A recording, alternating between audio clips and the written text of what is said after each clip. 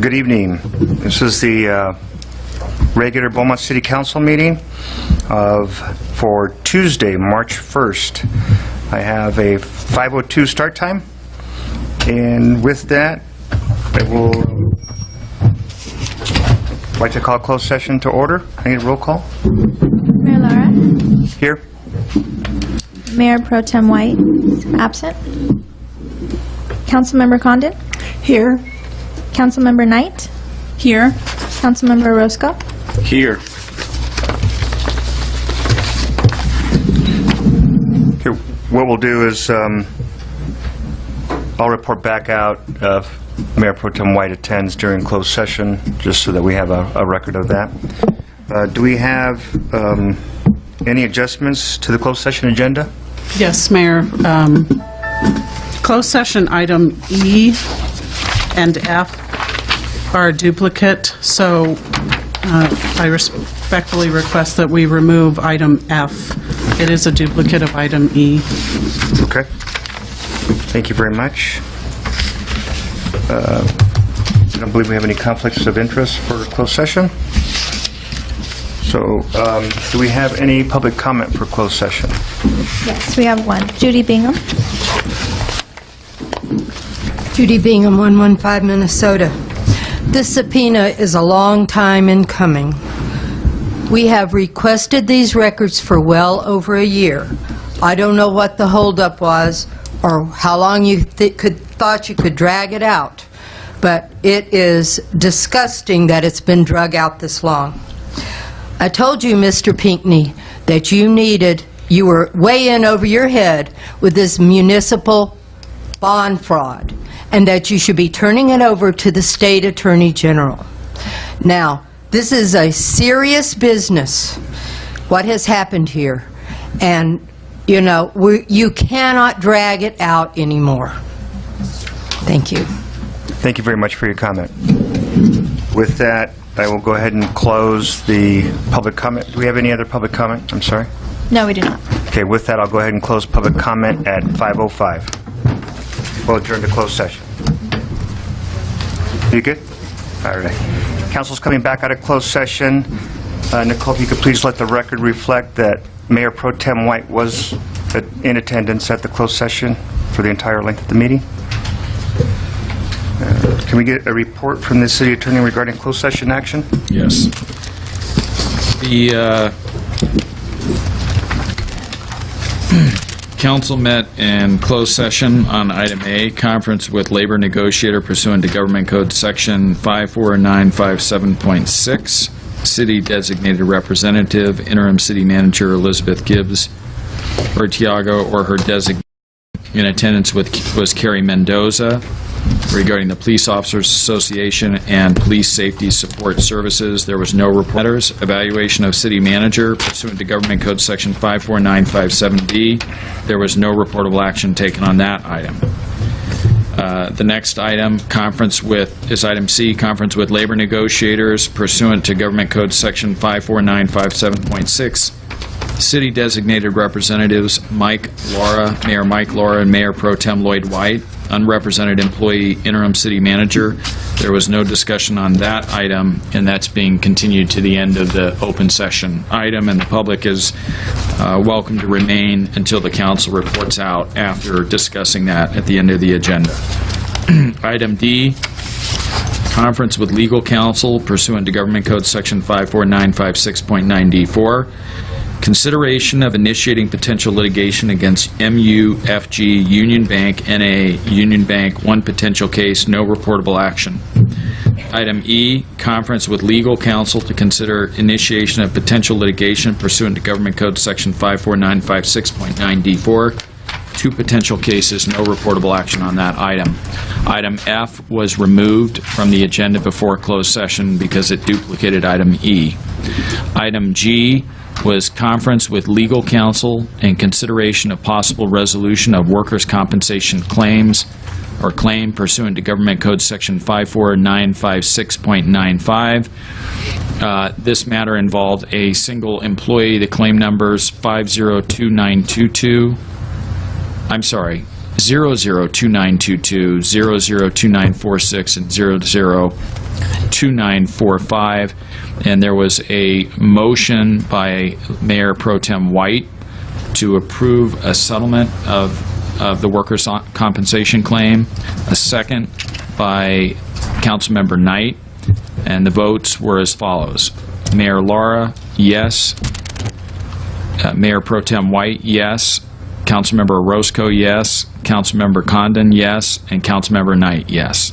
And that's a report out from closed session. Thank you very much, John. With that, I'd like to call the regular session to order at, we'll call it 6:10. Can I have roll call, please, Nicole? Or roll call? Councilmember Orozco? Here. Councilmember Knight? Here. Councilmember Condon? Here. Mayor Pro Tem White? Here. Mayor Lara? Here. We have no action for request for excused absence. With that, I will have Councilmember Knight lead us in the pledge. Could we all stand, please? Ready? Begin. I pledge allegiance to the flag of the United States of America and to the republic for which it stands, one nation, under God, indivisible, with liberty and justice for all. Please remain standing. I'd like to call Officer Pete to the podium, please.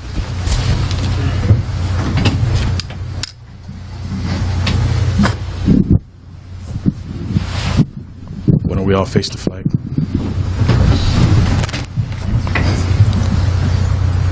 Oh, say, can you see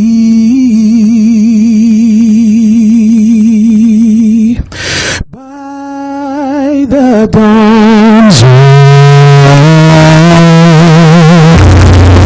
what so proudly we hailed at the twilight's last gleaming, whose broad stripes and bright stars through the perilous fight o'er the ramparts we watched were so gallantly streaming,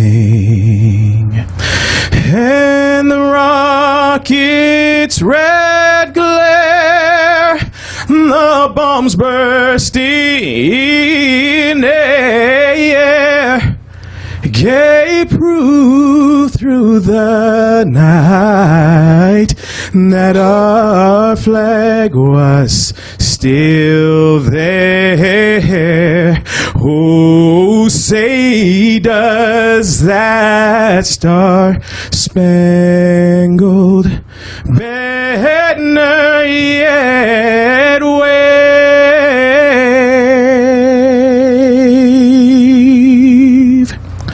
o'er the land of the free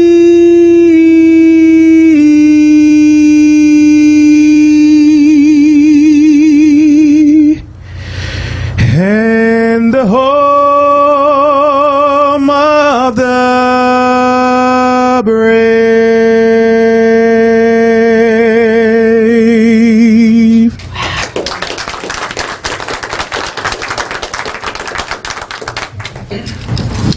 We have an invocation this evening by Chaplain Rob Pedersen. Mayor Ken Grimes will be doing it today. I'm sorry. Actually, it's Chaplain King Grimes. Rob isn't here this evening. Gracious and Heavenly Father, we come before your throne this evening to give you thanks for this wonderful country that we have and the freedom it affords us to just have council meetings with the opportunity to speak our mind and to ask the questions that need to be asked. Father, we just pray that tonight that you will bless the council, give them wisdom, and help them to hear the people as they speak, and then be able to act upon it in a just and correct manner as the time permits. Father, thank you for the people who are here tonight. I just pray that you will bless them as well, that you will give them the words to say that will bless the meeting and that all of the subjects covered tonight will be covered by the City Council at a later date and resolutions made. Thank you, Father, for our freedom. Thank you for your Son, our Savior, and for all that you do that goes by unseen. And we pray in the name of thy precious Son. Amen. Thank you.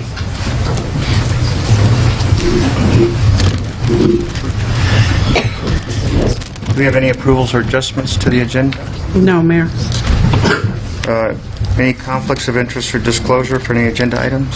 I have a conflict of interest on 4F, so I'll be recusing myself. That's the one where I live within, we have 503 feet. Thank you, Mayor Pro Tem White. And we have a recognition or... Yes. Mayor, before I bring up Mr. Willis from Assemblyman Chad Mays' office, I'd like to thank Officer Peets for his rendition of the national anthem. Officer Peets sings at various functions, and I know that in honor of Jeff, he enjoyed hearing Officer Peets sing, so I thought it was fitting that he come tonight. You're welcome. With that, I'd like to invite Mr. Tom Willis up, Assemblyman Chad Mays' office, District Representative for District 42, and he'll be reading a resolution memorializing Councilmember Jeff Fox, and I'd like to invite any member of the family up to receive that resolution, please. I believe this is Jeff's second son, Michael Lara. Michael Fox, sorry. I was looking at Mike Lara. Michael Fox. Right here, please.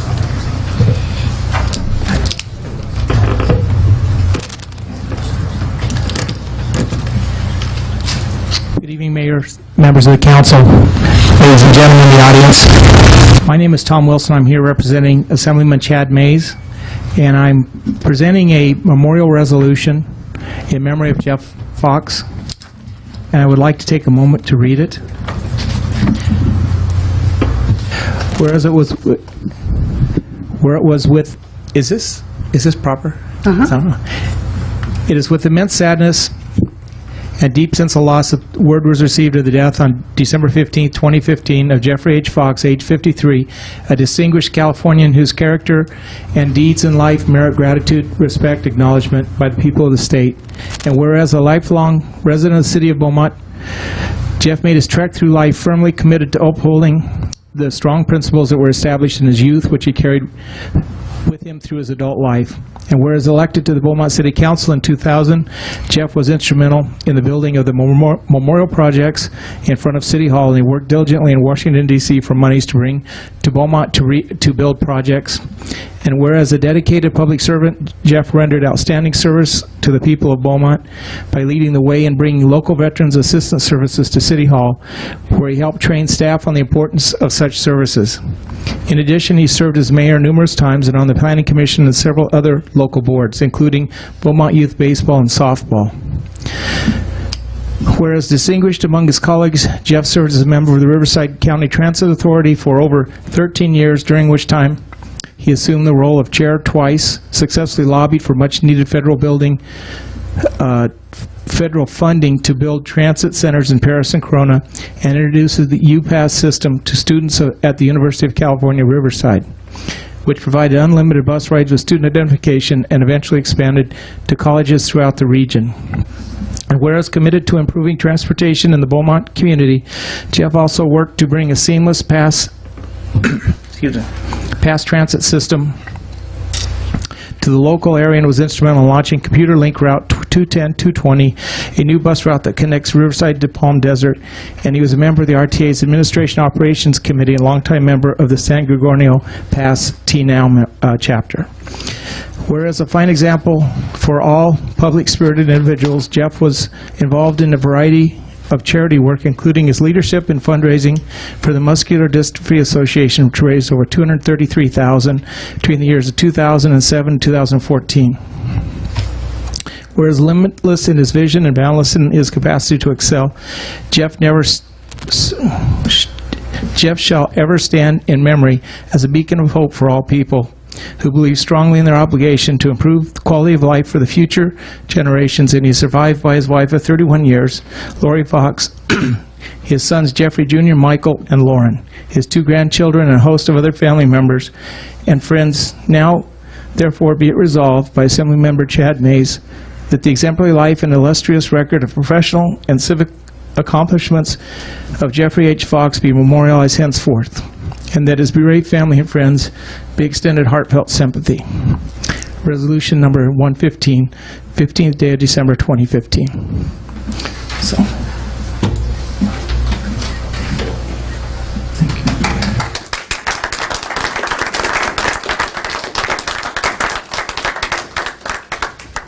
Thank you. And I believe that we have a member, Mr. Bob Tinker, asked to quickly speak to council on this particular item.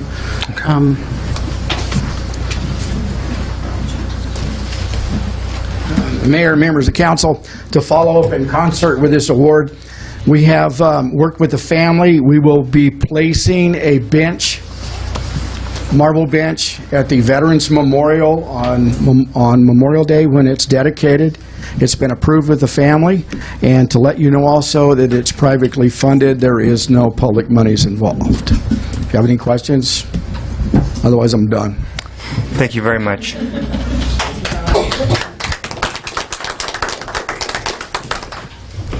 Thank you. Okay, that brings us to our public comment period. Do we have any? Yes, Mayor, we have some. Okay, with that, I'll go ahead and open our public comment at 6:22. First speaker, Judy Bingham. Judy Bingham, 115 Minnesota.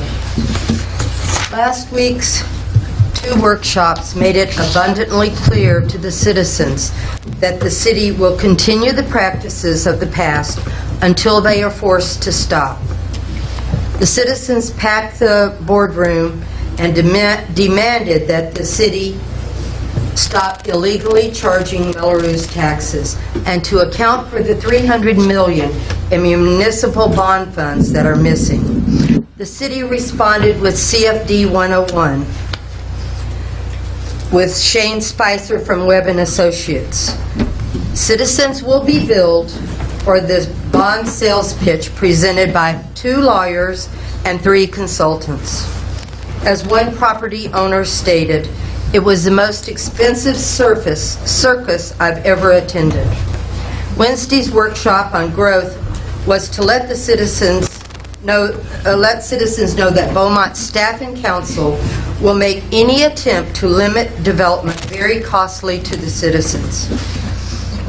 Wednesday's workshop spoke of the need for fire stations, recycled water facilities, roadways, and staffing for fire and safety protection.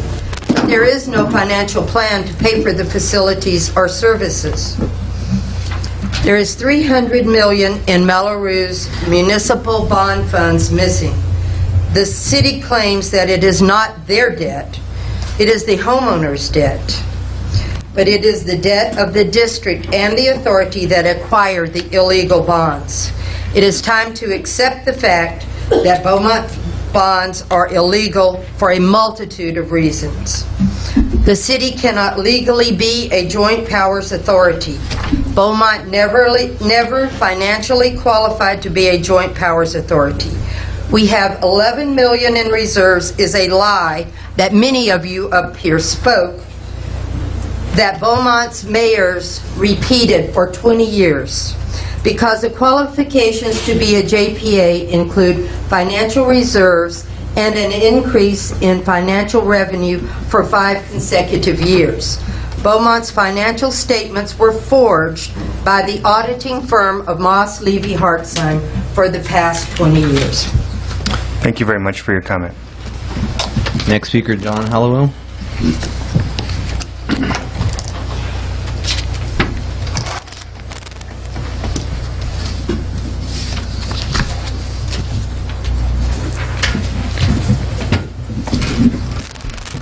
I was trying to see what the note was here. It's nothing to do with us. Mr. Mayor, Council, I did attend the Melrose meeting. I was very disappointed. My disappointment was that we had a meeting in Solera, and some of the questions that were raised and answers promised were not given. One was, where was the money spent, so we could try and figure out what we paid in one part of the community versus what the other part of the community, so you could try and figure out what the difference was and why the bonds cost more. There was also a discussion about the 2%. Originally, the information I got was the 2% was a cost of living escalator that would allow the city to take and keep up the funding coming into that particular issue, and that they wouldn't fall short over the period of that particular time period. It wasn't for the city, as one person said, to take and collect extra money so they would have extra money that they could spend on other projects. One of the things that I don't think I heard of before is that the district was set up, there were a certain amount of bonds that were needed over the period, and that, let's say that for some reason it was felt that they needed $60 million in bonds, but they only issued $20 million in bonds, the people were being charged as if they had $60 million worth of bonds. If that is true, it would seem to me that in projects such as where Mr. White lives, where I live, and others that have been finished and no additional construction has been made, and nothing that you can see is anticipated to take place within those, it would seem that somewhere we would go back and look at that and reduce the amount of money that was needed for mitigation and/or bond issuance for projects that would be required to finish out the project. Some months ago, I came to the council, and actually it was over a year ago, and talked about the utility tax, dealing with the gas bill, where you're paying a tax on the tax.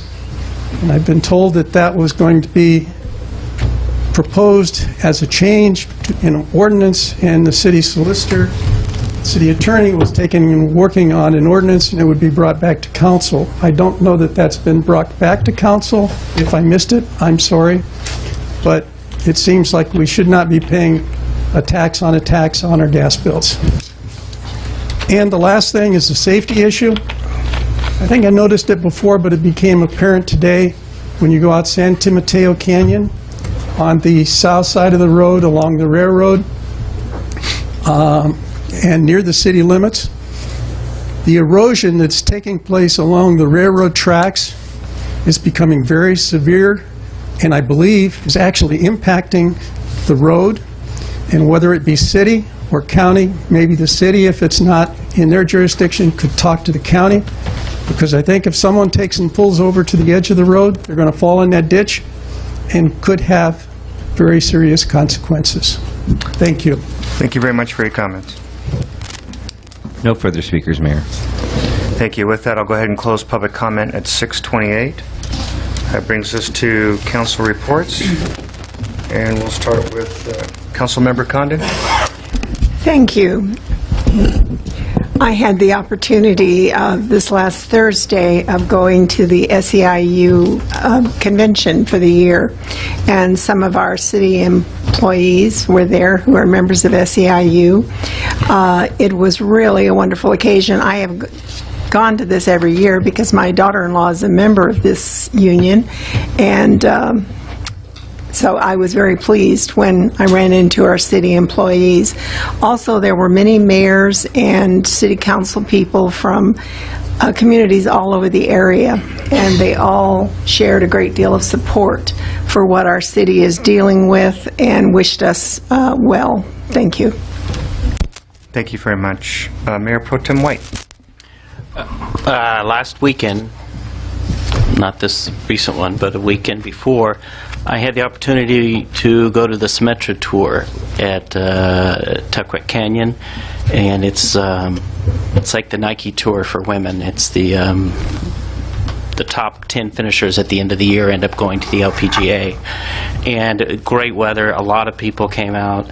My son and I walked the last 5 holes with the leaders and saw a really exciting finish. And I think it's an event that we need to really get behind and support next year when it comes back. This was the 2nd annual, and the 1st annual was the first time they've had it here in Beaumont, and it's the first tournament of the year for this tour. So again, I think whatever we can do to support it next year, we really should try and do that. Thank you. Thank you. Councilmember Roscoe? Nothing at this time. Councilmember Knight? Thank you, Mr. Mayor. I attended the Fire and Ice Gala at Morongo. This is in conjunction with the San Gorgonio Hospital. It was very well attended, and it was a lot of fun. The money they raise goes for items that is not in their budget, basically. And so it goes for a good cause, health issues in the community. I went to the the CVP volunteer patrol, basically. It's a recognition dinner.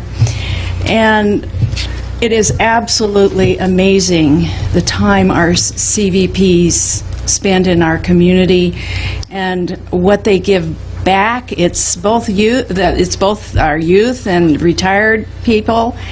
And just an example of what they do, we have a retired detective that has taken on a number of cold cases, and he's resolved them.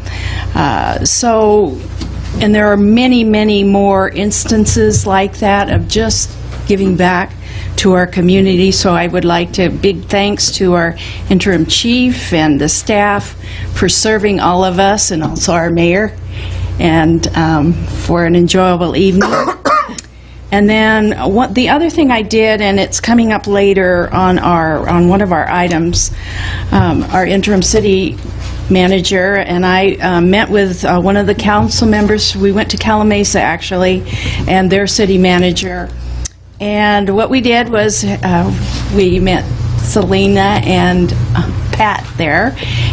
They brought over one of the buses, and they put together a new route, and we were out riding the bus, and hopefully this will come to fruition.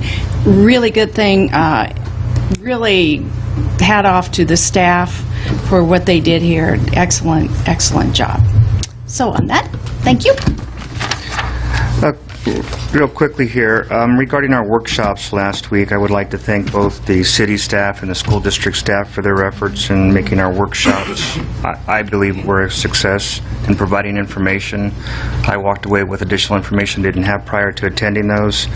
I'd also like to thank the interim city manager, Mr. Tiaga, for pulling the CFD and the growth workshop together with both city staff and contract staff.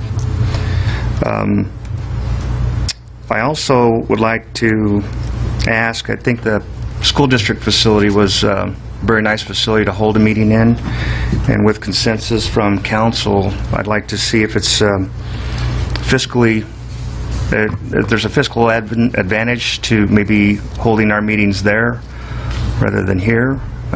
We seem to be able to fit more people in the same room, but again, there need a council consensus to at least look into that for an option. Yes, I concur. What just the only concern I have is the video and stuff. I know they don't have, the video is not up and running. Okay. That would be a concern, because I know we were recording on the side, and I don't, if we continue that, I don't think that would be appropriate. I think we need to make sure that their video is working. Okay. We could look into that, include that as well. Okay, so you've got consensus on that. And then finally, I thought the CVP dinner was great, and actually learned quite a bit there. And so, if possible, I'd like to have Chief Talise come up and give just a brief overview of the CVP's involvement with the city and their job duties, if you'd be so kind. That works. Good. Mayor, Council. As mentioned, our volunteers are honestly the lifeblood, along with staff of the organization. And so many people wondered, how do you get by with reduced staffing? Well, I made up a term today, we volunteerize. So we haven't civilianized, but we volunteerized everywhere we can. And so our CVPs are adults over the age of 21. They apply, they're interviewed, we put them through a background process. It's pretty rigorous because we do assign them some delicate duties and sensitive areas of the organization. So they do the criminal history check, the background, and then they attend a comprehensive volunteer academy, 1 night a week for 12 to 16 weeks. Pretty comprehensive. And so some of their duties, obviously patrol, I think that's the most visible part. They've taken up our handicap parking enforcement. There's a vehicle code that specifically allows volunteers to enforce our handicap, and so that recidivism at our retail and our different business outlets has reduced significantly. They were just telling me that they can hardly find any parking in the handicap without the placard. So they handle the traffic, the road closures, rain, snow, whatever it is. They come out and block streets, handle the road closures, special events. You've seen them there, but some of the really nice things is a lot of these folks have a lot of expertise, and so they've handled a lot of our cold cases, missing persons. It's all under the guidance of a detective, but we were able to assign and maximize their abilities back there. And so it's the little things that are followed up on, where they've called and the person says, oh yeah, my mom returned, we didn't call the police because we got her back. And so we're able to take them out of the system, clear it, things like that. Our sex registrants program, they handle that, again, under the guidance of a detective, but they're able to give it all the attention it needs. And they work in our records department, handle all of our pawn slips, our ACO, our animal control billing. You've seen them at our shot clinics. Anywhere we could think of a place to put them, we put them, and they excel in it. And so just to give you a quick cost, in 2015, they volunteered about 9,100 hours in the community. And in some of the duties they do, if we were to call out a police officer and pay overtime, that rate would vary, but somewhere they've saved us between $360,000 and $540,000 in 2015. And they're all unpaid volunteers. And that's that.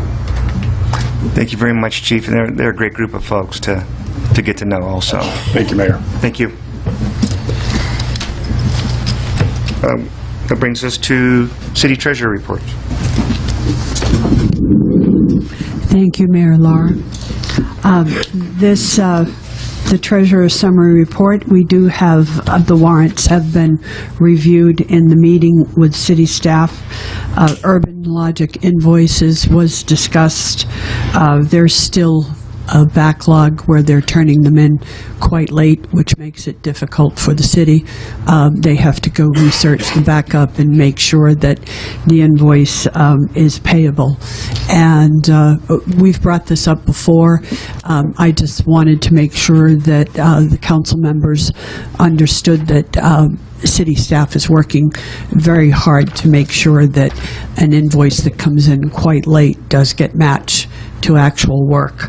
And we did discuss that most of the work had been done for plan check, and that the new work is being completed by other vendors. So eventually this will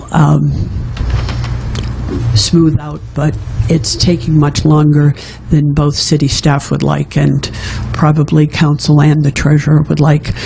But at the weekly finance meeting, we did discuss that city staff, in the process of trying to do as much as they can to do good internal controls, has designed and come up with a form that is going to be completed for all transfers.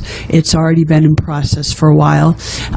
It is going to actually be done for any money that's transferred, any of the bank transfers, and it also will keep track of any transfers that relate to the CFDs. So I included the form in the council packet just so that you would be aware aware that I think staff should be commended for finding opportunities where they can improve internal controls like this and provide verification of a proper process. The timeline and progress for the financial audit, the Van Lant and Fankeneld, our auditors, our new auditors, will be in next week on site.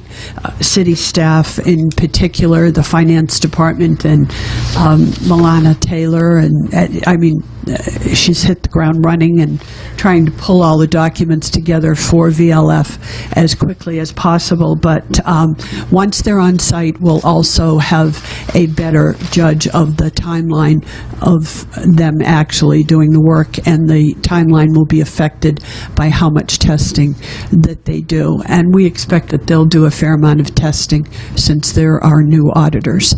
So we're doing our best to be prepared for that.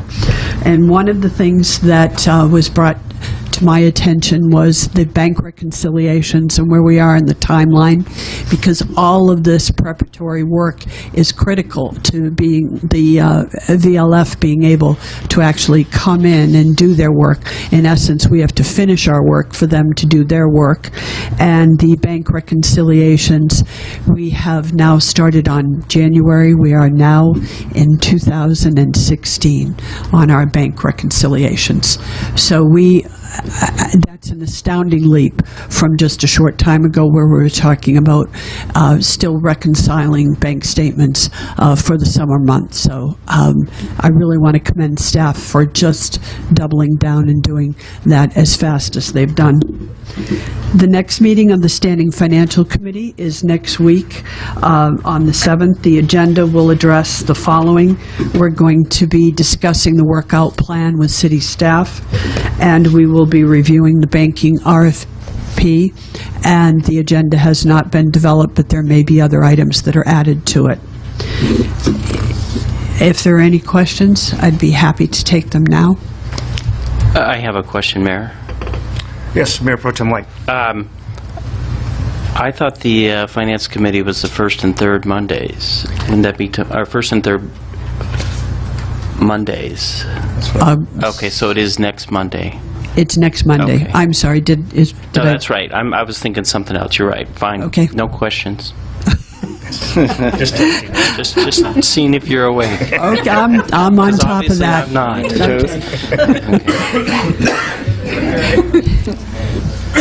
Thank you very much, Mayor. Thank you very much, Ms. Carroll. That brings us to item 4A, action items.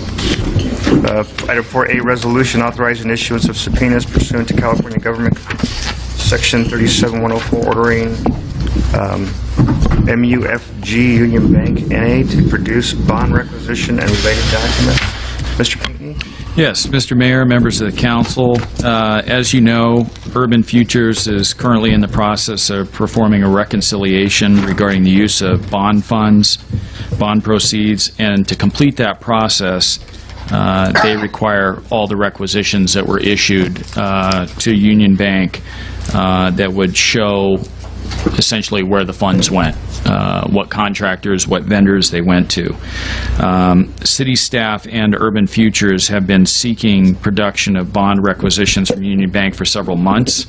Despite those efforts, Union Bank has not yet produced the requested bond requisitions and the related documents that are essential to complete the reconciliation process that's being conducted by Urban Futures. And just to put this in context, the City Council contracted with Urban Futures to perform this task. And in essence, it's an investigation by the council into the use of the bond proceeds, and then with a directive to Urban Futures to report back to the council regarding its findings and conclusions, and provide you with a report showing where the funds went.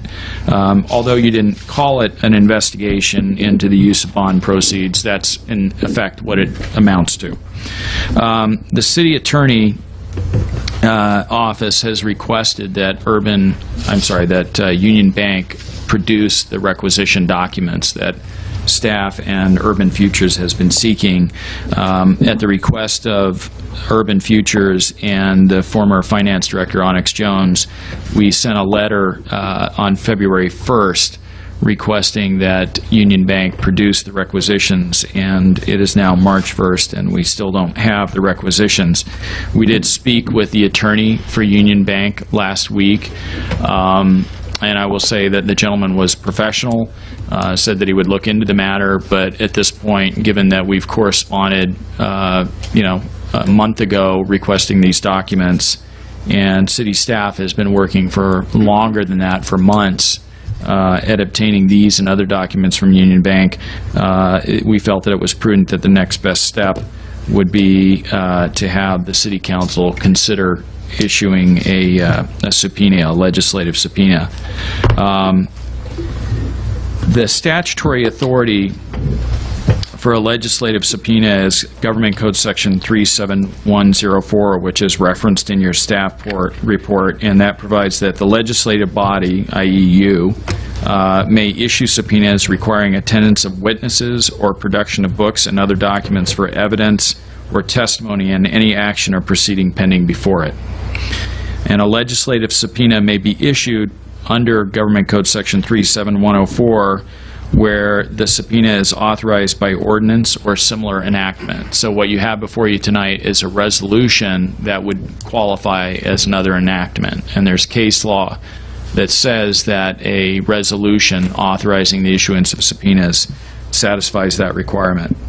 In addition to that, the subpoena has to be issued for a valid legislative purpose. And here, again, you're investigating how the bond funds were used, and that's and I assume that you're investigating that so that you can potentially take legislative action in the future.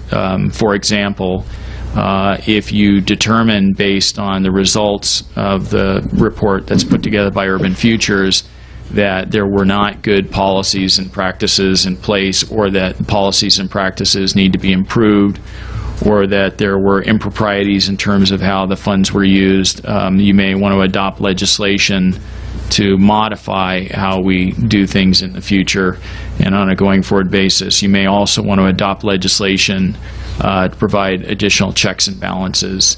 Again, the subpoena has to serve a valid legislative purpose. And then finally, the witnesses or materials being subpoenaed have to be pertinent to the subject matter of the investigation that the city is undertaking. And here, the subpoena that's in your packet is narrowly tailored in seeking the documents that we're speaking about this evening, the requisitions. So we believe that all the requirements are satisfied.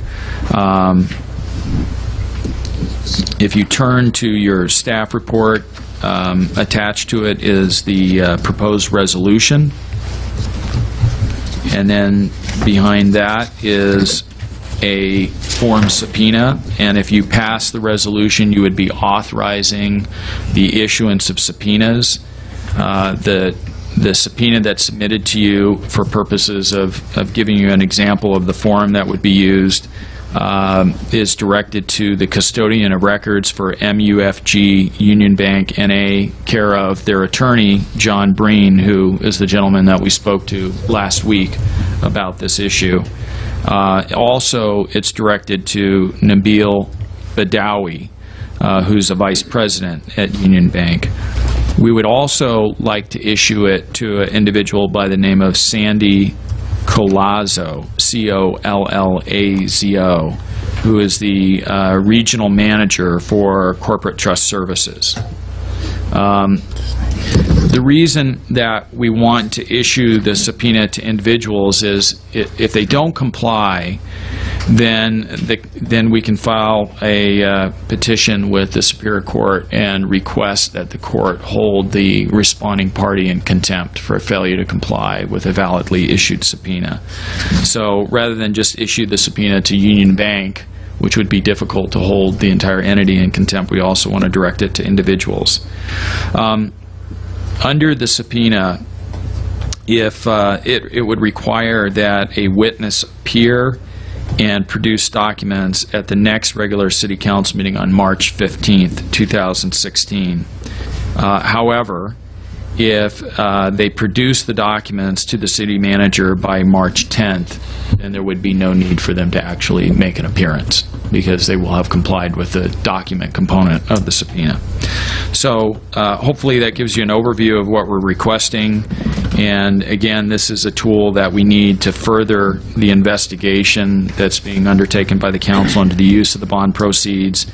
If you look at Exhibit 1 to the subpoena, it lists the documents that we're seeking. And those documents include any and all documents, including but not limited to requisitions, communications, internal memorandums, emails, books, records, invoices, cover sheets, and electronic fund wiring confirmations evidencing payments from bond fund trust accounts held by MUFG Union Bank in connection with the following bonds issued by the City of Beaumont, Beaumont Finance Authority, and or Beaumont CFD District 93-1, and then it has a pretty lengthy list of the bonds that that description pertains to.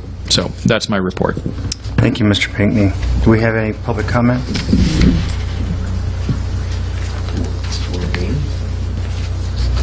want to have that on?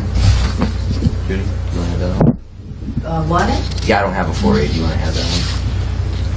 Yeah, add it on. Yes, one, Mayor. We'll go ahead and open public comment at 6:50. Judy Bingham. 115 Minnesota. I've made a public records request to the State Treasurer's Office. I am requesting that the State Treasurer's Office intercede and acquire Beaumont's municipal bond fund accounts and all other documentation from Union Bank, as the local agencies have grossly neglected their duty of care. And I say this because public records were submitted almost a year ago to produce these documents, but the city has ignored the citizens and the press that requested these documents in May 2015. Union Bank is bond trustee to $350 million in Melrose bonds in Beaumont and $2.2 billion throughout California.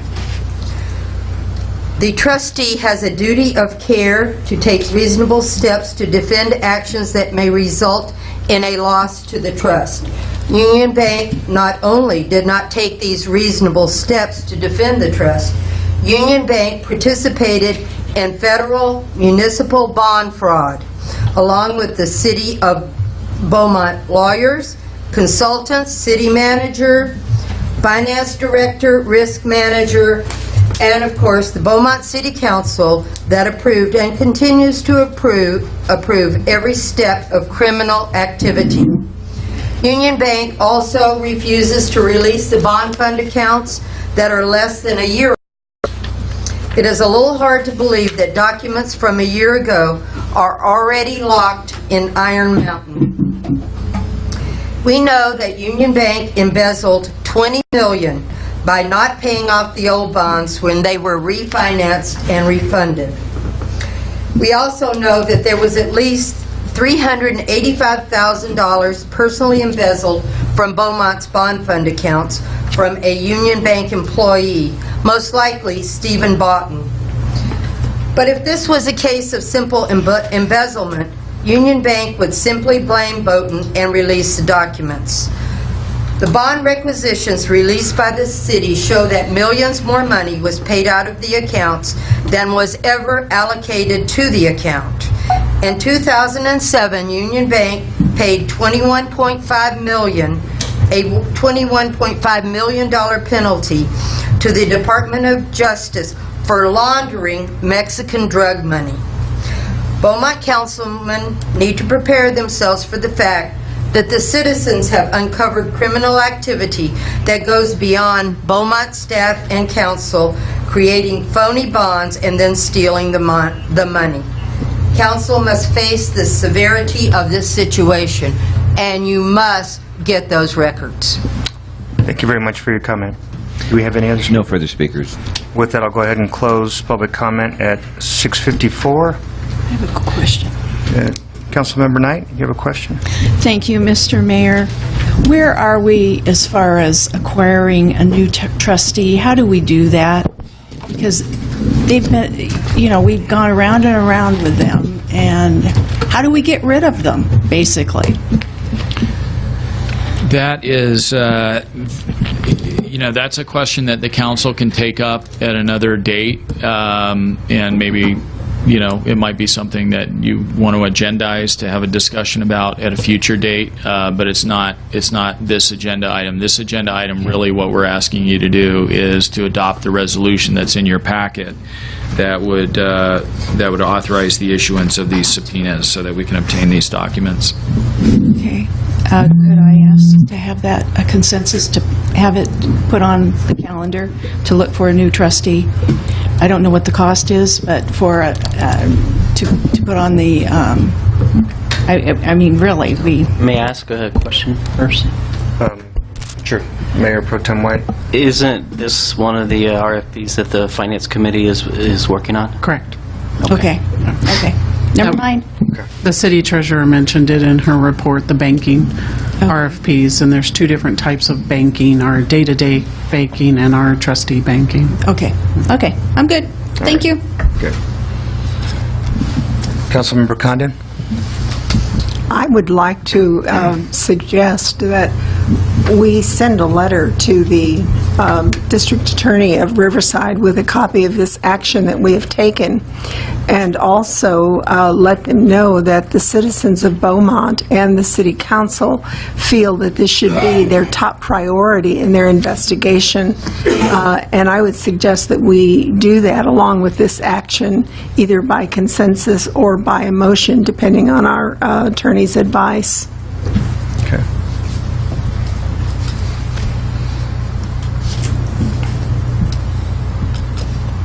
We need a consensus to send the letter to the District Attorney of Riverside. Let them know that this is a very high priority with us, and we would like to make sure that they understand how high the priority is, what expectations we have. We'll send a letter to the district attorney's office, making them aware of the action that's being taken tonight, and along the lines of what Councilmember Condon indicated. Yeah, because this is part of our investigation here on the council as well. Okay. Thank you. Councilmember Roscoe? Do you have any? No, I would like to make a motion to support, to approve, to adopt this resolution. Okay. Mayor, I still have a question or two. We'll come back to your motion. Mayor Pro Tem White? So is there a partial compliance that Union Bank could come back with us and do part of the compliance and sort of buy themselves some time, get them off the hook? Well, we did have a phone conversation with their attorney last week, and I want to be fair in characterizing that conversation. I think he was listening to what we had to say, and left us with the understanding that he was going to look into the matter, that he was going to find out why the documents hadn't been produced and report back to us. But he needed to investigate the matter internally on his end to find out what the background was and what the history was. So I walked away from that phone conversation with the impression that he was going to cooperate. But we sent our letter back on February 1st requesting the documents, and here it is a month later and we still don't have them. So this would be, short of filing a lawsuit, the next step that the council could take as authorized by the government code to compel them to produce the documents. If they produced half of the documents, then it would be up to you as a council to decide whether to move forward and require initiate a court process where a judge would order them to produce the remainder or be held in contempt. It's not a frequently used tool under the government code. This is not a common everyday occurrence that city councils issue subpoenas, but it is authorized and can be effective in the right situation. And here, given the investigation that you have ongoing and the legitimate legislative needs that you may have as a result of, or determinations you may make as a result of the outcome of the work being done by Urban Futures, can be an effective tool. My questions are directed towards managing the expectations of both the council and the community. I know that when you're talking about issues such as back payments on mortgages, things like that, is that if you put some kind of legal action forward and they offer you a portion of what you're asking for and you accept it, you now have basically put yourself back at square one. Is that the case here? In other words, if I like what you're proposing here because I think it gives the teeth that we need, but I'm just from the experience we've had with Union Bank, I could see them coming back and saying, well, here's the last batch of them. We'll work on getting the rest to you, and then we have to accept those. Are we back at square one? No, they have to comply with the entire subpoena. So the issue would be whether we let them off the hook for appearing to testify on the 15th of March. That would be the issue. So if they produce a portion of the documents, if this subpoena is issued, it's quite broad and detailed in terms of the documents that we're requesting. It lists the bonds by number, and it lists the type of documents that we're requesting. So if they only send us emails, for example, or they only send us the responsive documents for a 2 or 3 year, the most recent 2-year period, we need a complete set of records for Urban Futures to complete their task. Okay. And to be able to give you a complete picture of what happened, not a partial picture, but a complete picture. So partial compliance by them doesn't really get the job done. We need them to produce everything they have. If they come back and they say, this is all we have, and they give us all they have, and it's not everything, then we'll deal with that when the time comes. Okay. Thank you. Thank you, Mayor Pro Tem White. John, I just can't express the frustration I think that we feel here. And this what we're asking for is a critical part of the investigation. The city's hired Urban Futures to look into the bond requisitions, and we can't move without these. To find out how or where the money was spent. We continually have citizens coming up looking for where the CFD money went, and we're at a standstill unless Union Bank provides the documents. So we can't get the procedures, the policies that you identify.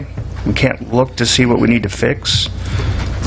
So it's just extremely frustrating, and I think we just need to do as much as we can to move forward on this. Here a second. Mayor, may I ask Mr. Pinckney a question from the clerk standpoint? Sure. Mr. Pinckney, would that cover also the cost of issuance of the bonds that were requested on some of the public records requests that were... It includes... It would include all requisitions. So anytime funds were spent out of those bond funds, that's included in the scope of the subpoena that we've prepared. But the resolution would authorize the issuance by the mayor. The mayor would sign the subpoena. It would authorize the issuance of the subpoenas, and I believe as long as it's substantially in the form that we've submitted, we would be okay. If we needed to make minor changes, we could do so. And that's part of the related documents. And that's why I assumed, but I just wanted to make sure. So, okay. Now, obviously, the preferential result here is that they cooperate and that they produce the documents. And that's our goal and our objective, is to get those documents so that you can have the information, determine whether there's legislative actions that you need to take to address the way these things were dealt with in the past, to improve on how it's done in the future. Are there third parties that were overpaid that you want to hold accountable? Those are the kind of decisions, once you have the complete history of the use of those requisitions, that you can make. And it may be that we, if they cooperatively produce everything, then problem solved. But that's our objective, is to get the documents, not to, haul Union Bank or anybody else into court. We want them to cooperate, and we want them to be responsive and get us what we need and what we've been asking for. Staff has diligently been asking for these documents going back months and months.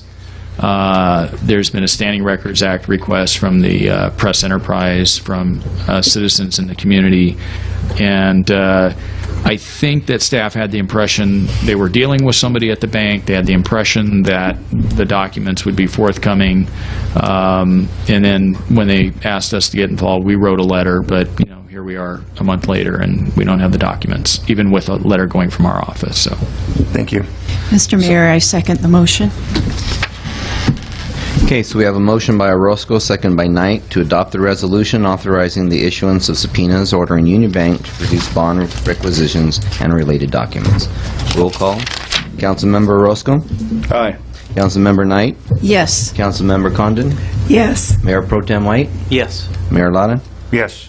I just have one question, quick, if I may. Yes. On the item. So, clarification, John, Mr. Pinckney. So, this is a legislative subpoena, which is very similar to a congressional subpoena. At any point, any time, it's fair game when the individual doesn't, if they send an individual here to represent Union Bank, it's fair game. We can ask certain questions. You bet. All right. You bet. And that's the, that's... Right now, in the form that we have, we put it down for March 15th, and that's that date might change, but right now the intent is to use that date. But if they don't produce the documents in time, then they'd have to produce a witness here to stand in front of you and answer questions. Will we have an agenda item? Yes. That day. Okay. Great. Okay, thank you. We'll move on to item 4B, CFD Mitigation Fee Fund Status Report. Thank you, Mayor. Once again, this is our monthly update from Urban Futures, and I believe this is the fourth update in a series from the time that we retain their services to do CFD and mitigation fund reconciliation. So I'd like to bring up David. You've met David before. He is with Michael Bush's staff. He's going to give a brief presentation on where they're at this point.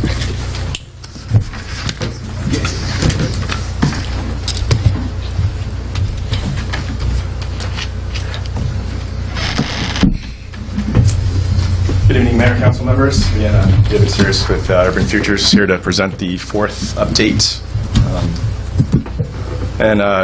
For Task 1 planning, I guess John kind of gave you guys the update on that, what the step is. This is the brief overline of the timeline of when the requests for the requisitions have been made and the steps that the city has to do. So again, we had a teleconference with them on February 25th, and we gave them 10 calendar days to respond to the request for basically all the requisitions, or a time or place where we can meet them and get copies of those requisitions.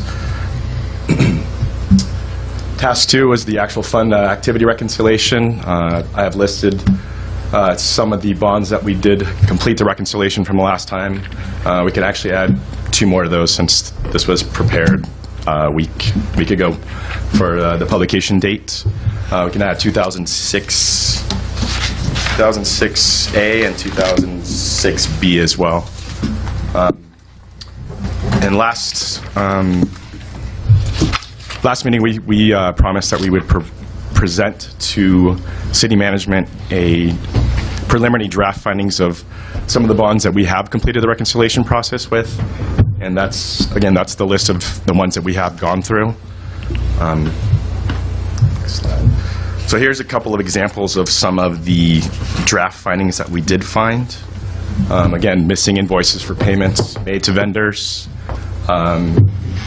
contractor certificates prepared by project manager with the invoice, but the invoices didn't lack specific detail on projects. So we actually have some examples of the actual requisitions after this slide. But for example, if a requisition said it paid $100,000 for transportation facilities, it didn't present what specific transportation facilities were funded with that.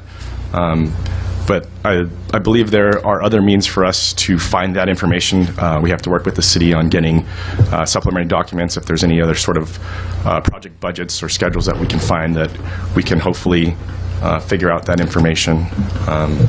Some of the other issues that we have noticed, invoices that don't match amounts paid, whether they were overpayments, underpayments, missing basis for allocations if a certain project is funded by multiple sources, whether multiple bonds or an outside source. And again, these amounts aren't, these are preliminary amounts, so these are preliminary findings. These amounts aren't, we haven't quantified the amounts, and we're not prepared to present the actual numbers that we have found until we're done completely with all the bonds that we have looked at. Let's see, requisition payment requests were made from different bonds than requested by the city. So, for example, if a project was and a requisition was requested to be paid from the, let's say, a 1993 bond, but it was paid from a 2001 bond. Other items that we have found would be requisition payment requests being paid from different accounts within an actual bond. So if there's multiple accounts within a bond, an administrative fund bond, a cost of issuance fund bond, a construction amount fund. So, for example, if administration expense was requested to be paid from a construction fund and it was actually paid through that. And Michael's going to come up and talk about some of the actual.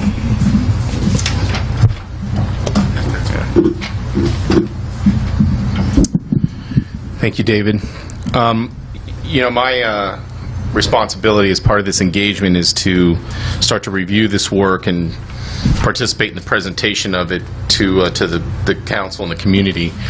I think I've got some good news at least to report, and I just sent the city manager an email. We've actually been able to prepare a bond balance summary for every CFD bond. So the good news is there's $11,400,000 in the construction funds. So there's money for capital projects. It's $11 million. So finally we get to some point where you have some money to do something. Most of it is in bonds that have been recently issued. There's 2011, 12 primarily is where most of the money is, and the 13A bond. But there's money. And the 15D bond. So there's money to do some work.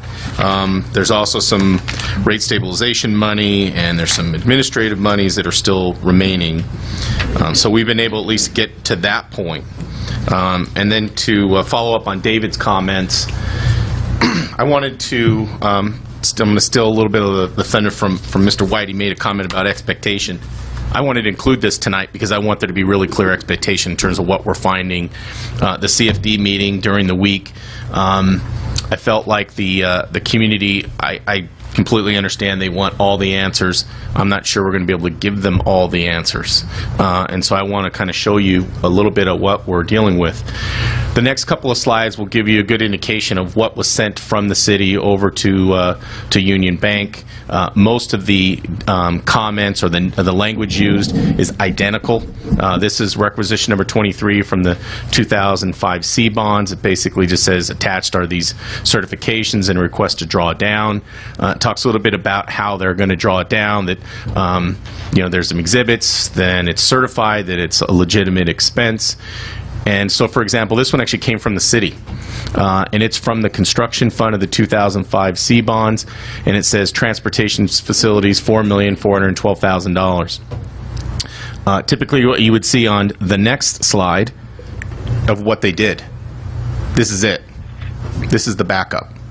And so typically you would see some information about really what they specifically they drew down the money for. So what we're going to have to do, and we'll sit down with the staff at the next meeting, is we'll figure out, is there a way internally we can track this money in terms of when was it deposited, what account it went into, did it get disseminated somewhere, and we'll try and find it internally with either invoices or some preparation that was put in place for this one.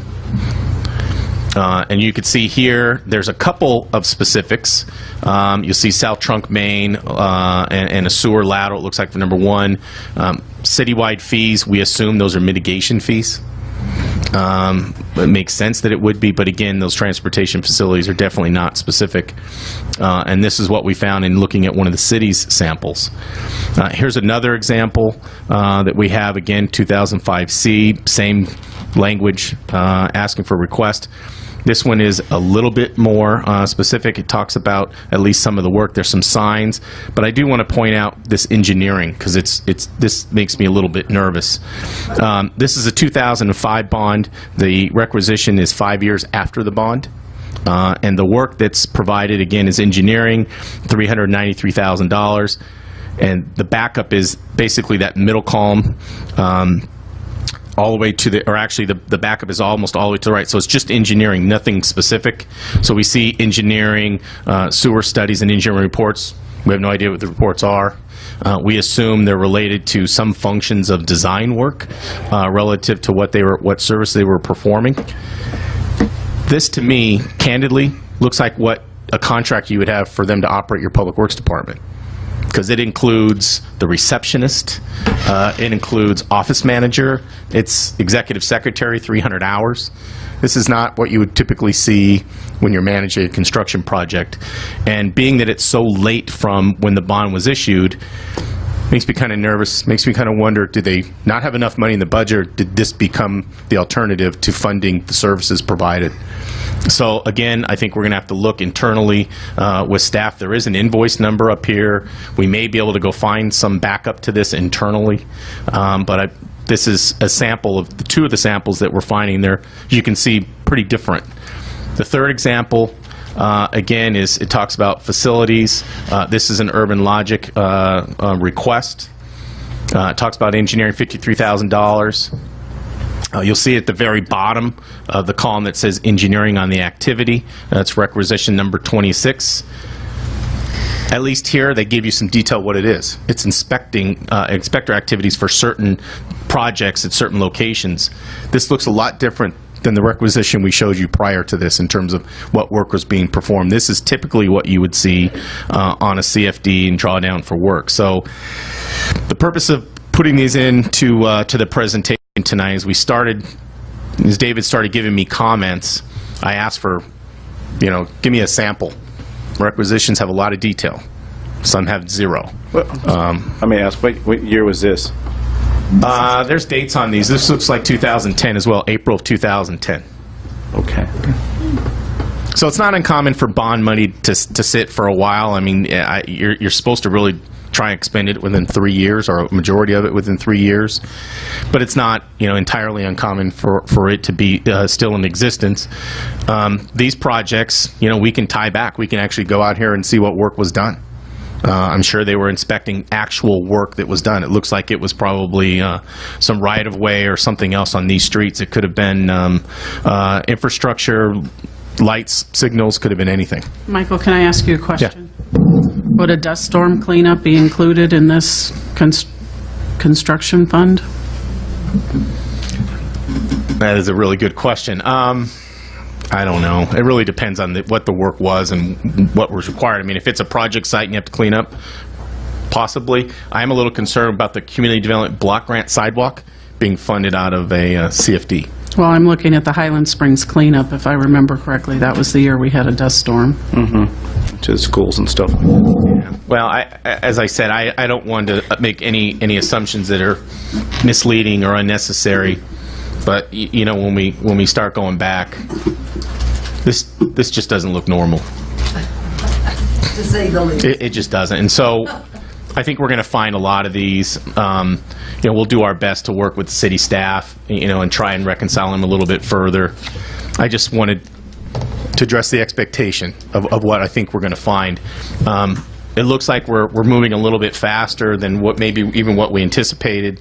David will go through the remainder of the presentation. There'll be some hours available for us to continue to work with the staff to try and find more backup internally. It's going to be difficult, but we'll continue to look. We'll exhaust everything we have available. So in addition to some missing items by the trustee, I think even internally we're going to have some challenges in finding some of these things as well. Will this presentation be available online? It's Or is it on there now? No, we'll upload the presentation after the meeting. So each time, if there's, you know, for future presentations, if there's something that comes up that we think you should see as part of this process, we're going to continue to deliver it to you. We'll review the bond summary that we sent staff, and we'll include it in the next one. It'll be a slide so you can see which CFDs actually have construction funds. So at least there is some good news. There are some monies that are available for projects that are unallocated at this moment, as we understand it. So with that, I'm going to turn it back over to David. Mayor, may I ask Mr. Bush a couple questions before he turns it over? Sure. The backup that you're showing us, is that backup that came back from Union Bank's reconciliations, or are you matching it with stuff that we have here? That's what the city had. Okay. And do we have any idea what we have on deposit with Union Bank now? The bond summary does list all of the deposits, including the reserves and everything else. Okay.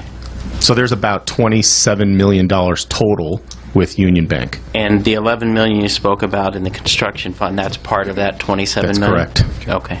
Thank you. You're welcome. Thank you, Mayor Pro Tem. On to Task 3, the mitigation fee portion of this project. As of last week, we were 90% complete with the mitigation fee expenditure reconciliation. And I believe last time we presented that we were complete with 2013. Also, the AB 1600 report for the years that we're reviewing, 2013 through 15, is being internally reviewed within our firm, and then we'll present that to city management for their approval as well. Task 4 is the monthly updates. We provided you an update last month. We met with the interim city manager and the city attorney on February 22nd to discuss project status as well. Activities to be completed for the next reporting period to council. Again, if you know the first one's kind of, I guess if we do obtain copies from Union Bank, that we'll review those as well. Again, we'll continue to reconcile the remaining bonds that we have, which include the 1993 bond, the 96A bond, 2004 AB, 2006A I've completed, 2013 A and B, and 2015 A through E as well. And again, we'll continue to reconcile the mitigation fee expenditures for the remaining 2014 and 15. Also, we'll prepare another project status update for the City Council for the April 5th meeting. And again, we'll present to City Management with the same project status the week before. Here's a copy of the project budget. All tasks are within budget and on time. And then through March, here's the amounts that have been invoiced, which reflects the project hours only through January, end of January. And then if you guys have any additional questions. Okay. No questions?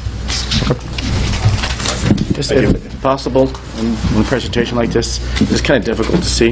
If we can get a copy of the presentation. Yeah, this was given to the city today because we were trying to, after speaking with Michael, there was a couple things he wanted to add to because the deadline to publish is, I believe, a week and a half before the date. So there was just some further information that came to light that was after giving the city a chance to get those documents. But I believe Elizabeth said the documents will be available for the online. Okay. Thank you for the presentation. Right. It just depends on when I get them. Okay. Do we need to Mayor Pro Tem White? Vote to receive and file? Do we have any? We need public comment. Okay. We can do that. City Clerk, do we have? Yes, we've got a couple of speakers. Okay, I'll go ahead and open up public comment at 7:23. First speaker, Judy Bingham. Judy Bingham, 115 Minnesota. Mr. Bush, I collected many of those Urban Logic invoices, and I want to assure you that Urban Logic just made this stuff up. There is no work that can be verified on many of these projects. This is just one big ugly mess, and the fraud is unbelievable. In looking at the requisitions, I saw that the city actually made requisitions in 2005 to harass me and my business. A clue fee and others were used to harass me and my business. What do you people think they did? You think they were honest? You saw the names: Alan Kapanicus, Dave Dillon, Ernie Egger. This is infuriating, and I will tell you one more time, the citizens of this city will not pay for this over again. So you better be finding the money and getting it from somewhere. Thank you very much for your comment. Next speaker, Dwayne Burke.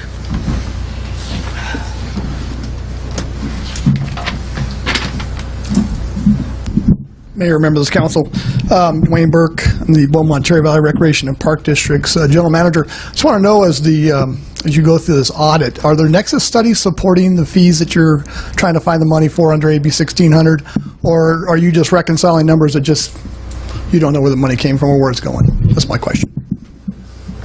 Thank you. No further speakers, Mayor. Mayor, may I ask a question, please? Yeah, let me go ahead and close public comment at 7:26. Mayor Pro Tem White? Can you address Mr. Burke's question regarding the mitigation? I'm sorry, the fee study. The fee studies that I have seen are fairly old. We do have an RFP out right now, but I think what Dwayne is asking for is pertaining to what Michael's firm is doing, and right now they're doing reconciliation of mitigation funds, basic reconciliation. And as far as any nexus studies that tied to the fees that we charged, I would have to bring a report back to council to go through each one to see which ones actually had studies done. Okay. Do we have any questions in regards to this item? Do we have a motion on this item? I move to receive and file. I'll second.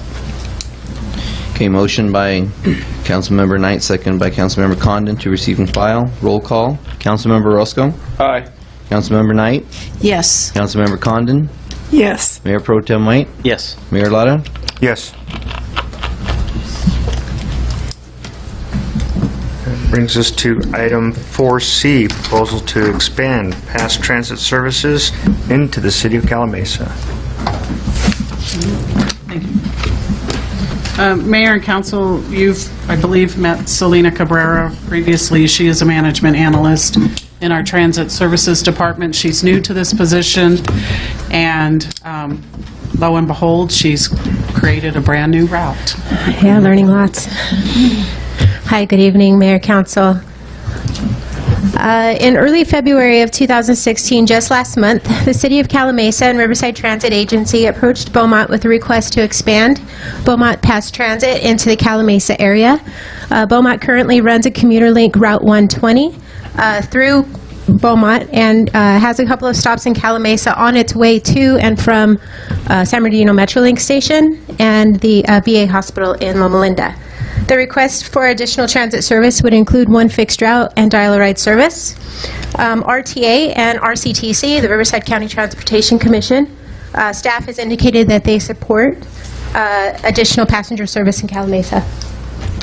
The objective for this route is fourfold, really. Four primary objectives. The first is to transport passengers to Calamasa's shopping center. Another is to connect passengers with the current Route 120 and also with Omnitrans along County Line Road. The connection with Omnitrans will bring opportunity to connect passengers into San Bernardino County, which would include Crafton Hills College.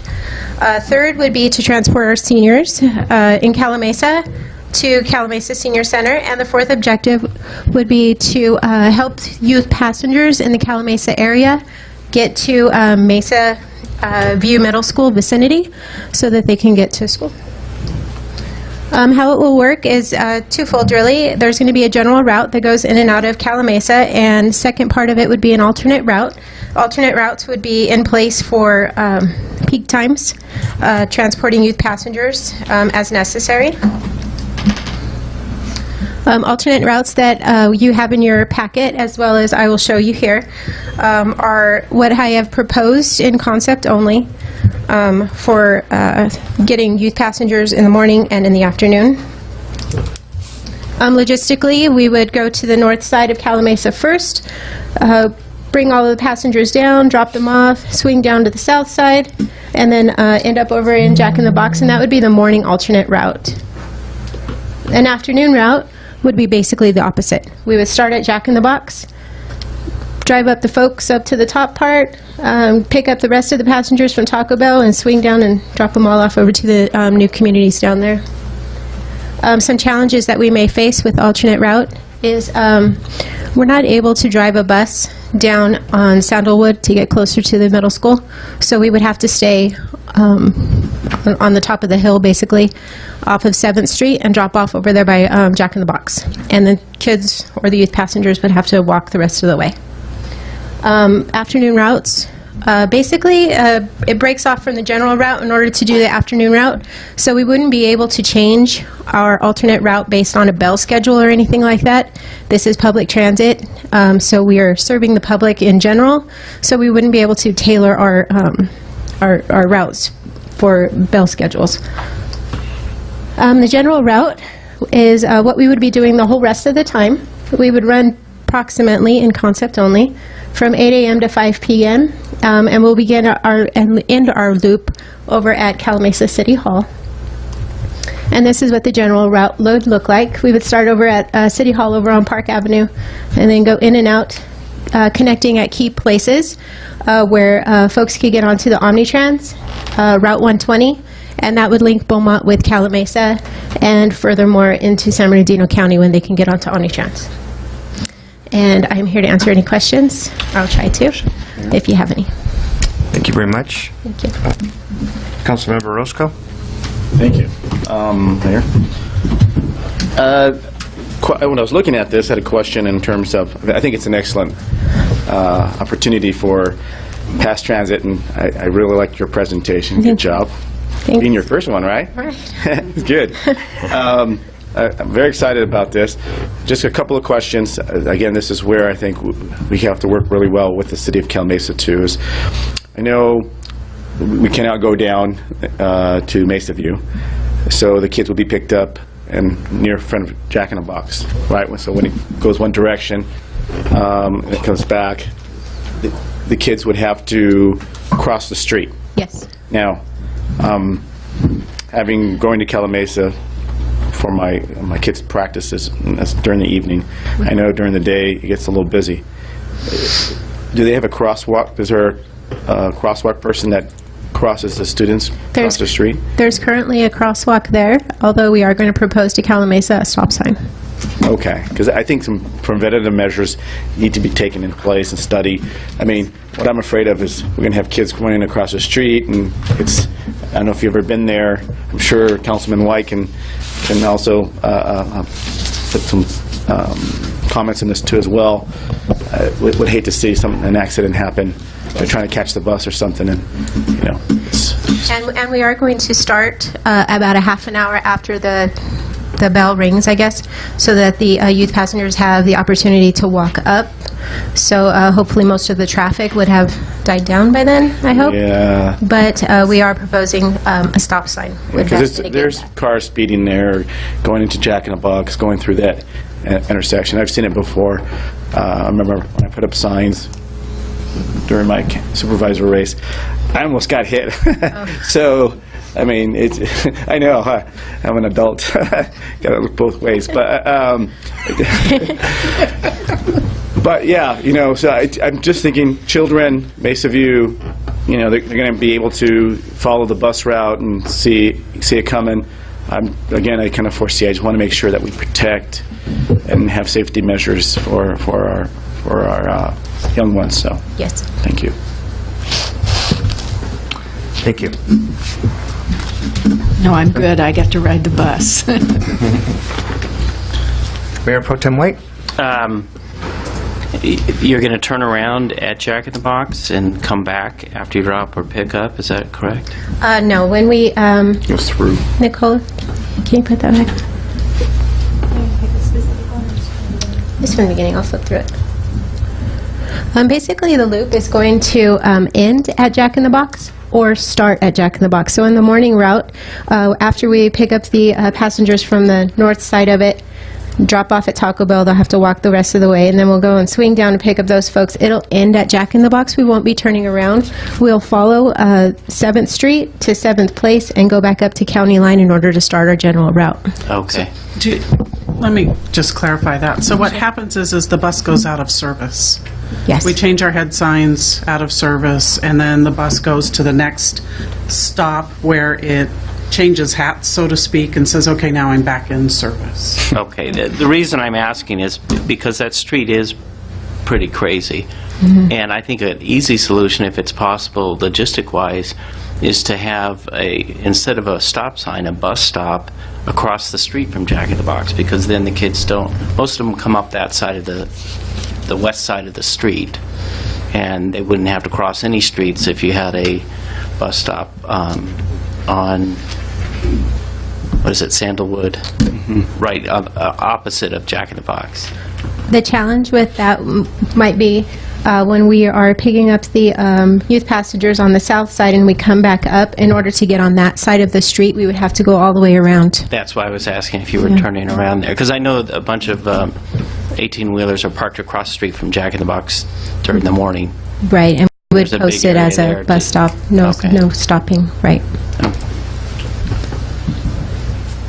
All done? I'm done. That's okay. No. This additional or this new proposed route does not impact Beaumont ridership at all? No. Does it? And then Route 120, that's a key route to connect to? Yeah, Route 120 is our commuter route that runs from Beaumont. Stops a few times over in Calamasa on its journey over to San Bernardino Metrolink, as well as Loma Linda Veterans. And then when it comes back, it also stops again in Calamasa and connects over to Beaumont. So instead of impacting Beaumont ridership, we are actually connecting. We're able to connect even further. Okay. And this may be a question for interim city manager. I know that when we first started doing this with the Beaumont Unified School District, there was a question in regards to potential liability on past transit. So that my same concern with kids from the school, is there any potential for liability there once you drop them off? We get this question a lot. One of the things that we learned when we put routes in to serve youth passengers going to and from general areas of schools, because we can't be a school route. Right. The liability factor comes into play, and we had legal counsel at the time research this for us, and we can have current legal counsel look at it. As the bus approaches the stop, our liability starts. What happens between when the bus is there and the bus leaves, we have liability, but once we're out of the area, we can't, the past transit liability, we can't have 100% liability if we're not even in the area. So as the bus approaches, we've trained the drivers to understand that that is the key time for our liability. So it's a touchy subject. Obviously, anybody can file a claim with us for any reason. But my understanding from previous legal counsel was it's when the bus approaches and as the bus pulls away, that's the window of potential liability. I've just got two questions left. Based on the expansion, I know that there'll be increased mileage on the buses, but I know they need to be replaced every so often, every X number of years. Does that get adjusted to account for the extension on this route? And if so, is there a problem us adjusting our future program as far as bus purchases go? Right. I'll take that. Okay. Sorry. I think That's what okay. you're asking is the current fleet that we have, is it going to take a toll on the current fleet? Right. what we do is as the buses run out of miles, regardless of what route they're on, we have a system in place with RCTC. We monitor the mile and the lifespan, and we ask for buses 2-3 years ahead of time based on the lifespan schedule that we have to report to RCTC every year, and they watch it as well. What type of fuel is it? How many passengers are there? And they monitor our fleet. And so what we would do in this case is it wouldn't necessarily add mileage to the current fleet. We would just ask for another bus in the next round or the 2 rounds from now to make up that added mileage. Does that make sense? Yes. Thank you very much. My last question is, we're not going to have city staff constructing bus stops in the city of Calamasa, correct? No. What we do with our bus stops, and the concept I think that we need to realize is what we're proposing to council is that we expand our service area. It's not necessarily providing service to the city of Calamasa as much as it's expanding the service area. Our service area goes all the way to Cabazon right now. It covers Cherry Valley. We go into Banning. What we'd like to do is expand the service area into Banning. So what we would do is we would apply for grants, contract that out, and have that 100% funded through the grant system that RCTC assists us with. It would not be community service workers installing those bus benches and shelters in the city of Calamasa. It would be done through a grant program.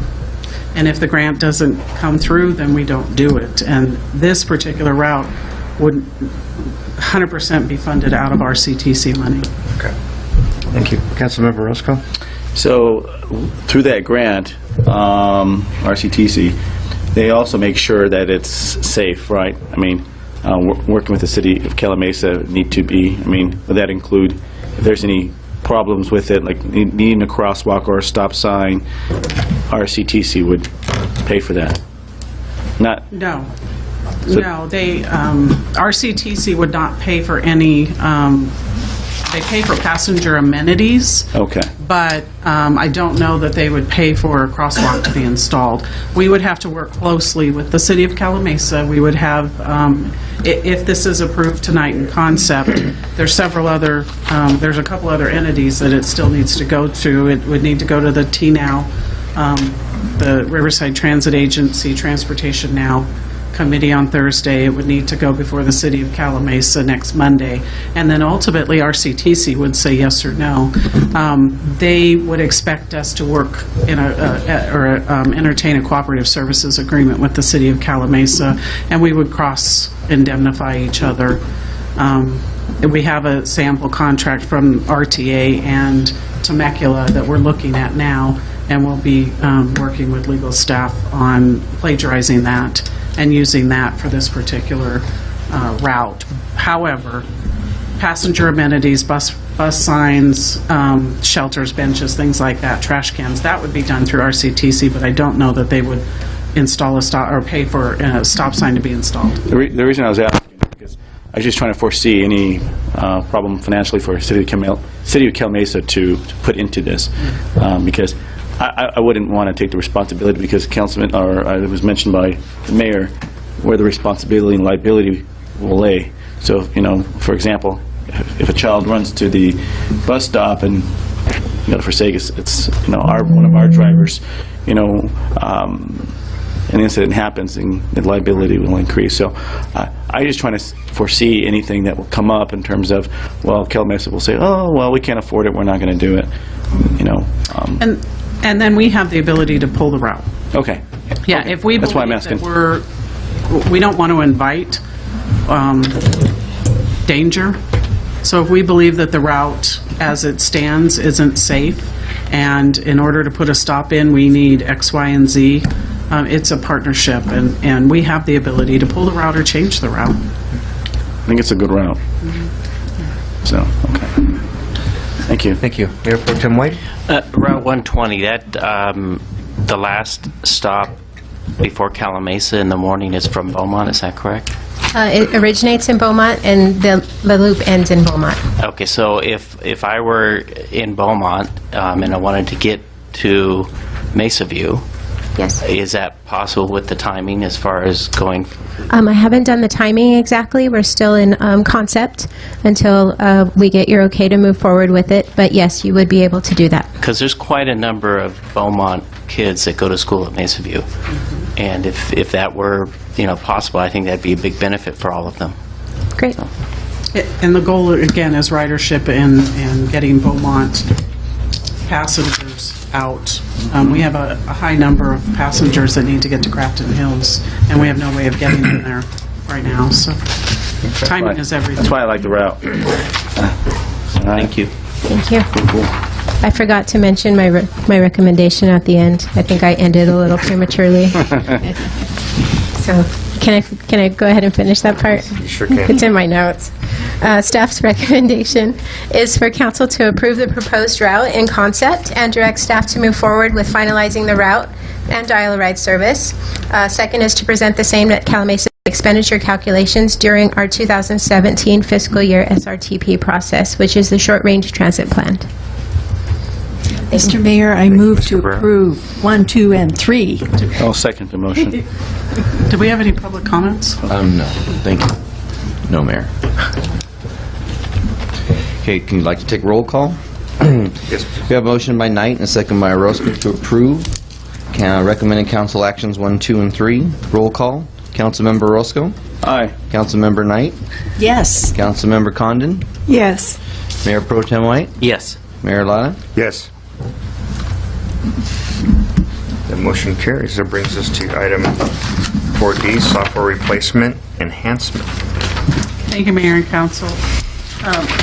Our accounting manager, Milana Taylor, will be giving a brief presentation, and Rebecca Deming is on deck for any additional questions. No.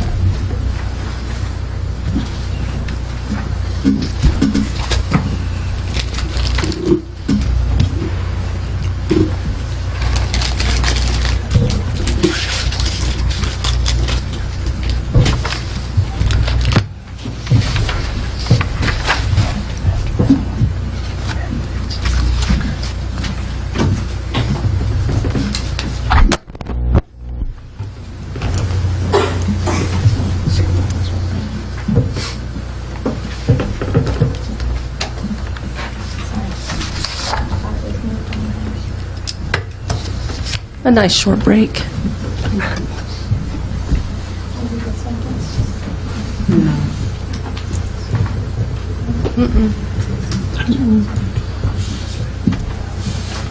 Would you like us to go ahead and take a 5-minute break?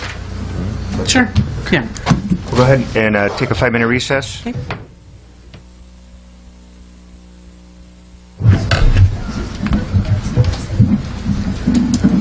Item 4D, software replacement.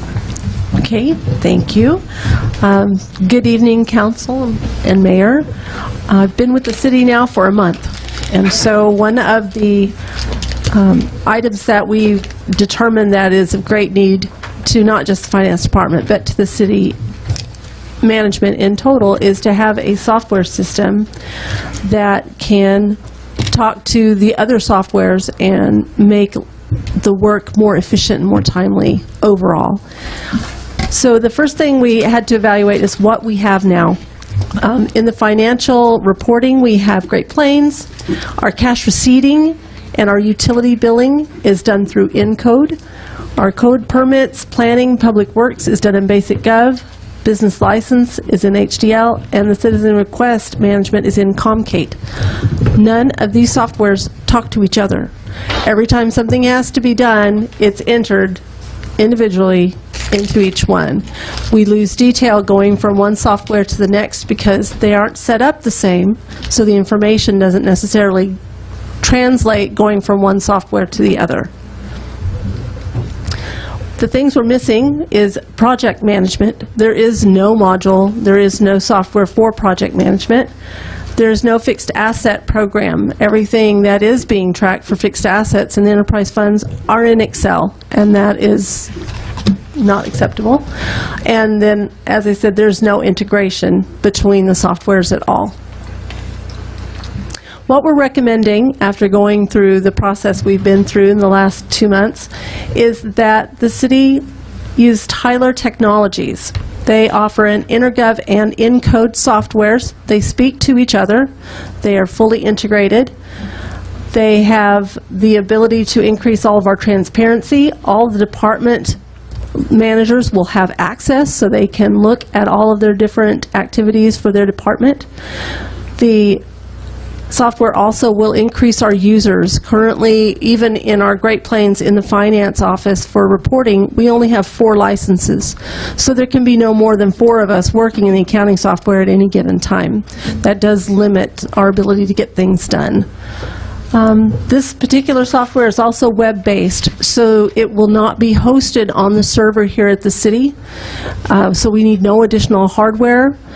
And it will be through an automatic backup, so there's a disaster recovery already in place by using a web-based program. With the integration, with one point of entry, depending on what it is, will be which software, which entry it comes in through, we will reduce human error because that information then will post across all of the different modules and get in all the right places. The costs, there's a one-time implementation cost for the upgrade of the softwares. For Encode, which would be an upgrade of the receipting system, and then the additional modules for the accounting and financial reporting, for the fixed assets and the project management, there would be a one-time cost of $55,900. For InterGov, which would then integrate the planning, public works, and business licensing, it would be over 2 fiscal years, $55,750 for this fiscal period, and next fiscal period would be $58,750. The Encode would then cover Encode that we're using now, which is only at a very basic level. We don't have all of the pieces of it, and it would replace the Great Plains software so that we could integrate. InterGov would then take the place of several other softwares. It would take care of Comcate, that would go, HDL goes, and then the basic Gov also goes. The annual maintenance cost for Encode is $35,450, and for InterGov it will be $46,512. The Encode maintenance will begin this fiscal year, and the InterGov would begin next fiscal year. That would be based on when the softwares would be up and ready for us to use. The implementation schedule, Tyler believes that a 10-month rollout is what will occur for all modules to be running for the city.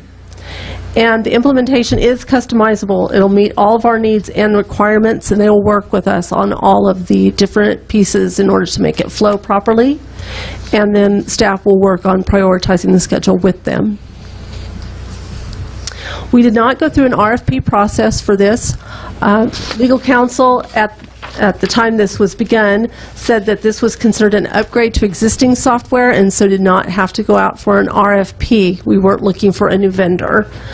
The other software packages that we looked at was only ones that we have in-house already, and none of them meet the needs properly of all the different departments and all the different integration needs. So we didn't look at other systems. There was really no reason to. We just looked at what we had for the most cost-effective and efficient solution to the city's reporting. We did get positive reference checks from current users of Tyler software, and specifically one of the things that we looked at were cities that changed from Great Plains to the Tyler Encode to make sure that there weren't any problems or hiccups that we didn't already have some kind of warning about or something, and everyone was very pleased.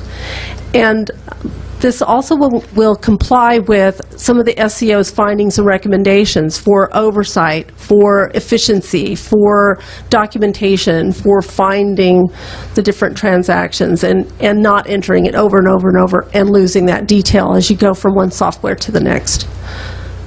So that is what we're looking at for our software implementation. So, is there any questions? Thank you very much. Sure. Some questions too. Councilmember Condon? I must tell you, I have had the experience of going through a $10 million revision of a computer system, which took about 4 years and never worked properly. And it turned out to be a, shall we say, career-changing decision for the person who brought it forward. So I know it says here that there are many government, cities, and schools that have this system. Have you talked with any of them? Is this a system that you have familiarity with? And then I'll have one more question for you. Okay. I do not have familiarity with the system itself, not from my previous experience, but as an auditor, I wouldn't necessarily have experience with the software specifically, but I would have experience with reports that are generated from that software. That I have, and they've always been clear and concise. I've not really had a problem with that in the past. Some of the cities that Onyx actually spoke with them, and she had personal use of the Encode financial reporting module, and she adored it and thought it was great. But she also spoke to several other cities, and it looks like she talked to the city of Hollister and Mill Valley and the East Valley Water District to find out what they felt about the software, and had nothing but positive feedback. Well, that's good homework that has been done. The other question is, has this been worked into this year or next year's budget? Yes, this year's budget, it is already in the budget for this year, and next year's piece, we will budget into it. In losing 3 of the other softwares, we'll basically have a net almost zero in our maintenance costs from year to year. So that actually is going to turn out really well, I think. So. Okay, thank you.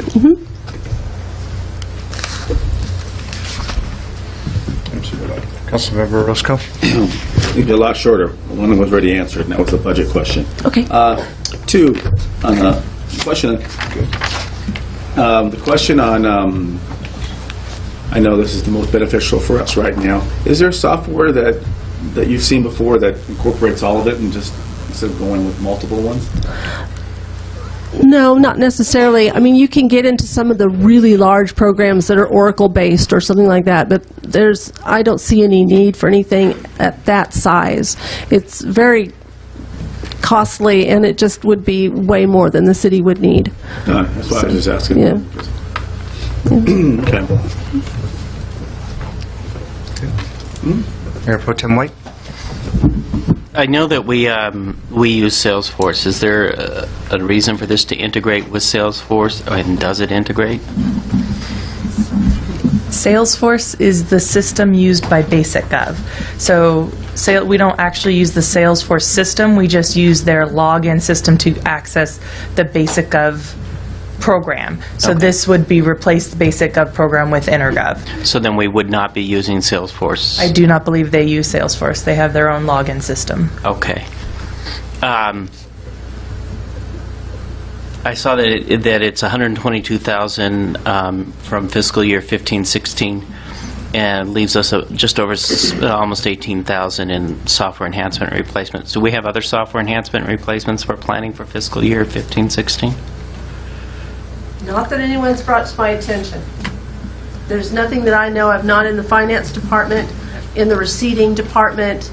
I don't know of anything else that we would need. These modules would cover all of the needs that I've identified and that Onyx had identified for the reporting, and would be able to manage all of the city day-to-day financial needs. The biggest thing, I think, for this software is that we have more users, and that we'll have the ability for transparency where our actual managers in all the department financial information based on, in some cases, information they input in the first place, so they'll be able to say, oh yeah, I know what that is. The descriptions will be something that they'll identify with, and not just accounting short-term or shorthand, so that they would understand what's there. The transparency and being able to have that information flow straight across is extremely beneficial. So let me tell you why I'm asking that. And I apologize, I wasn't following your question. It took me a minute. Do we have, well, I'll ask it again. Do we have plans for other software enhancements, or is this all that No, we're gonna this need? would be all-encompassing. Okay. So my next question then, I know with implementing a system that takes 10 months to roll out, that I would assume that some of our maintenance fees include training. Is that correct? Yes. However, I know that with maintenance fees, the training is usually not, there's additional training that can be done that cost additional funds. And can you use the money that's for software enhancement and replacement for additional training to get some super users, things like that? We can certainly talk to the vendor about that and see what they offer. Knowing the software industry, they don't like to give you everything up front that you may need. Right. And so I think you ought to look into using some of that money for some additional high-end training, So anyways, last question. These are web-based services. Some in the company I work for, some of our data is sensitive, and we do not allow it to be up on the cloud. Some of our data is okay to be up there. Is this designed for you to maintain some of the data locally, or do we need to worry about that? It's not designed to be held locally that I'm aware of. I can talk to them about some of their security, and also one of the things that they would need to supply to us is some assurance of what they have in place to keep all of our information secure. I just know we go through months and months of meetings to determine which data we're not going to allow to be up in the cloud. And I know that when we move to a new system, that we get assurances from the new system that either we can separate the data or that they have the security in place that no one else can get to the data. Right. I can tell you that a majority of our data is public. Okay. But we have had our IT or company or contractor review the security agreement, and from what our last meeting, he was comfortable with the security that's in place for this company that works for a lot of cities doing the same thing. Okay. Very few pieces of this would not be public record, and off the top of my head, I can think some code enforcement cases would not be public record, a few fields in each. Okay. All right, thank you. This is a software system that we're moving to in the county of Riverside, not so much the N code, but the Tyler Technologies as far as permitting. It's giving us an opportunity to combine, because we've got the same problem where we've got code enforcement on one software program, a business registration in another, and permits in a different one. Our implementation is going to take a little bit longer because we're a little bit more robust, I guess, on different things.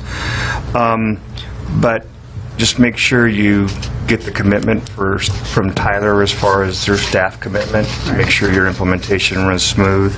And then, are we looking at any increased IT costs for our contract person to assist in implementing this software? The only thing I can think of off the top of my head would be included in their monthly retainer right now, and that's just allowing them access. My experience with Tyler, I was the point person on the rollout that we did 10 to 12 years ago when we first hired Tyler, and they were nothing but professional. They came in and camped out in our office for a week, ensuring that staff understood all of the things that they needed before they actually left. But going back to your question about IT, I think the impact would be minimal because this is web-based. Okay. I think it's going to be more on the frontline staff of making sure that our current software is up to date so that when we do the rollout, after we create the things that we want to see, the dashboard, if you will, right. I think it's going to be more on the frontline staff of making sure that the rollout goes smoothly. Okay.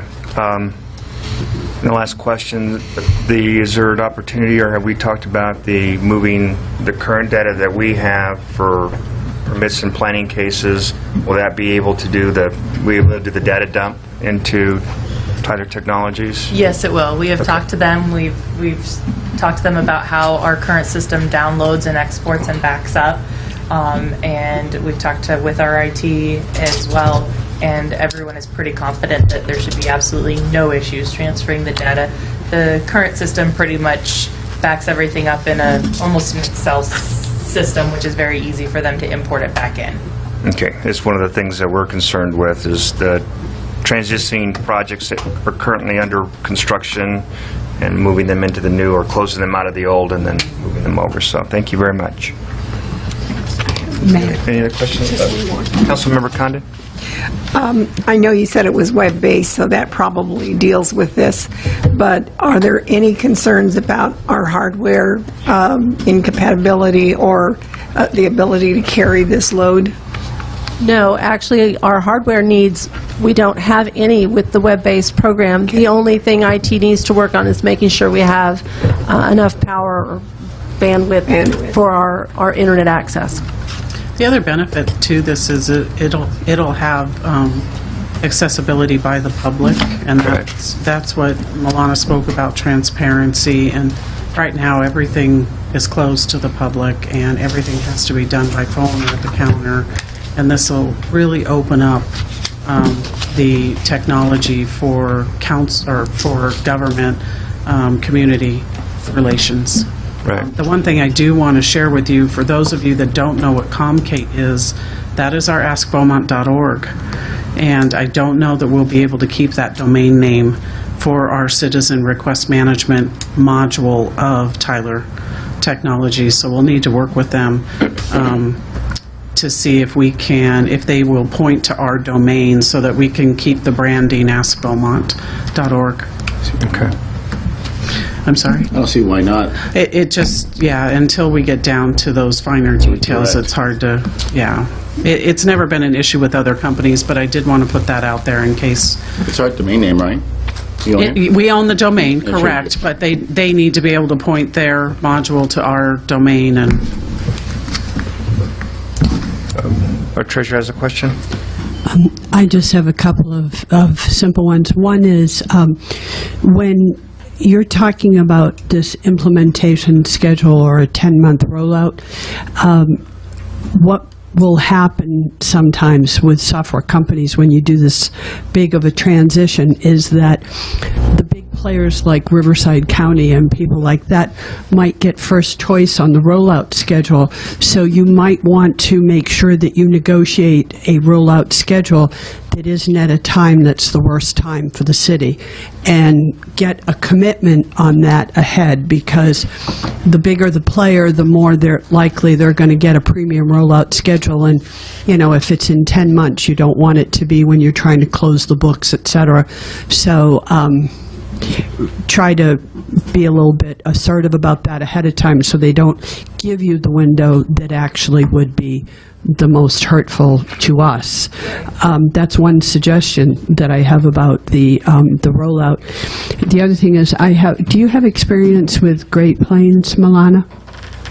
Limited, but yes. Okay. I didn't know if in this sort of discussion whether that was something that you had extensive experience in or not.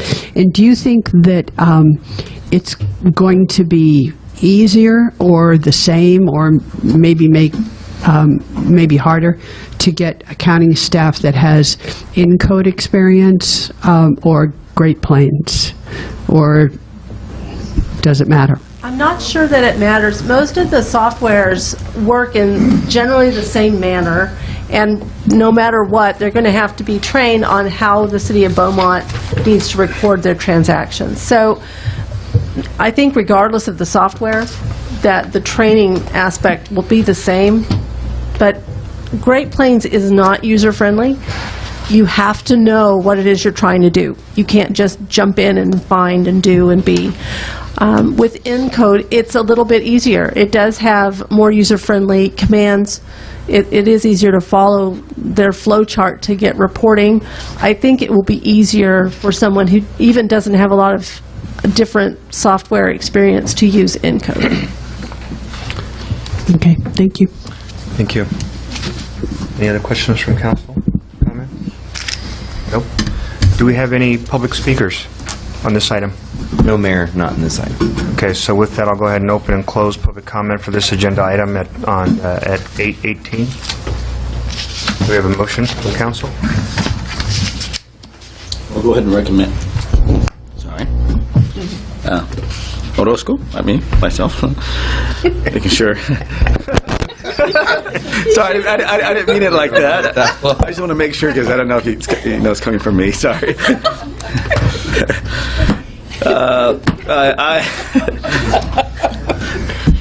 I authorize city manager to execute a standard software license and services agreement with Encode for the replacement of Great Plains accounting software in the total amount of $55,900, and the enhancement and integration of existing Encode and Basic Gov software utilized by the departments in the total amount of $114,500, which will be incurred over 2 fiscal periods. Did that include everything? That is it. All right. Well, I will second that mouthful. So motion by Orozco, second by Condon to accept the recommended council action listed 1, 2 as stated. Roll call. Councilmember Orozco? Aye. Councilmember Knight? Yes. Councilmember Condon? Yes. Mayor Pro Tem White? Yes. Mayor Ladder? Yes.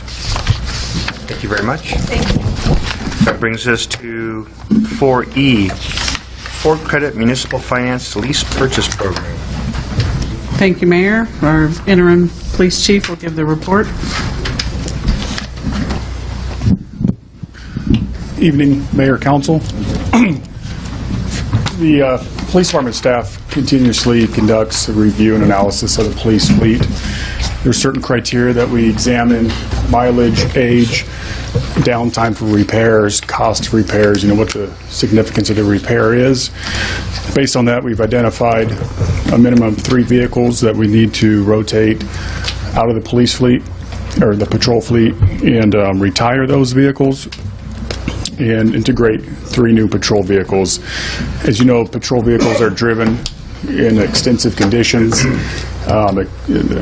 quick acceleration, quick deceleration, there's idling time, and so those vehicles operate under extreme conditions and they need to be at peak performance.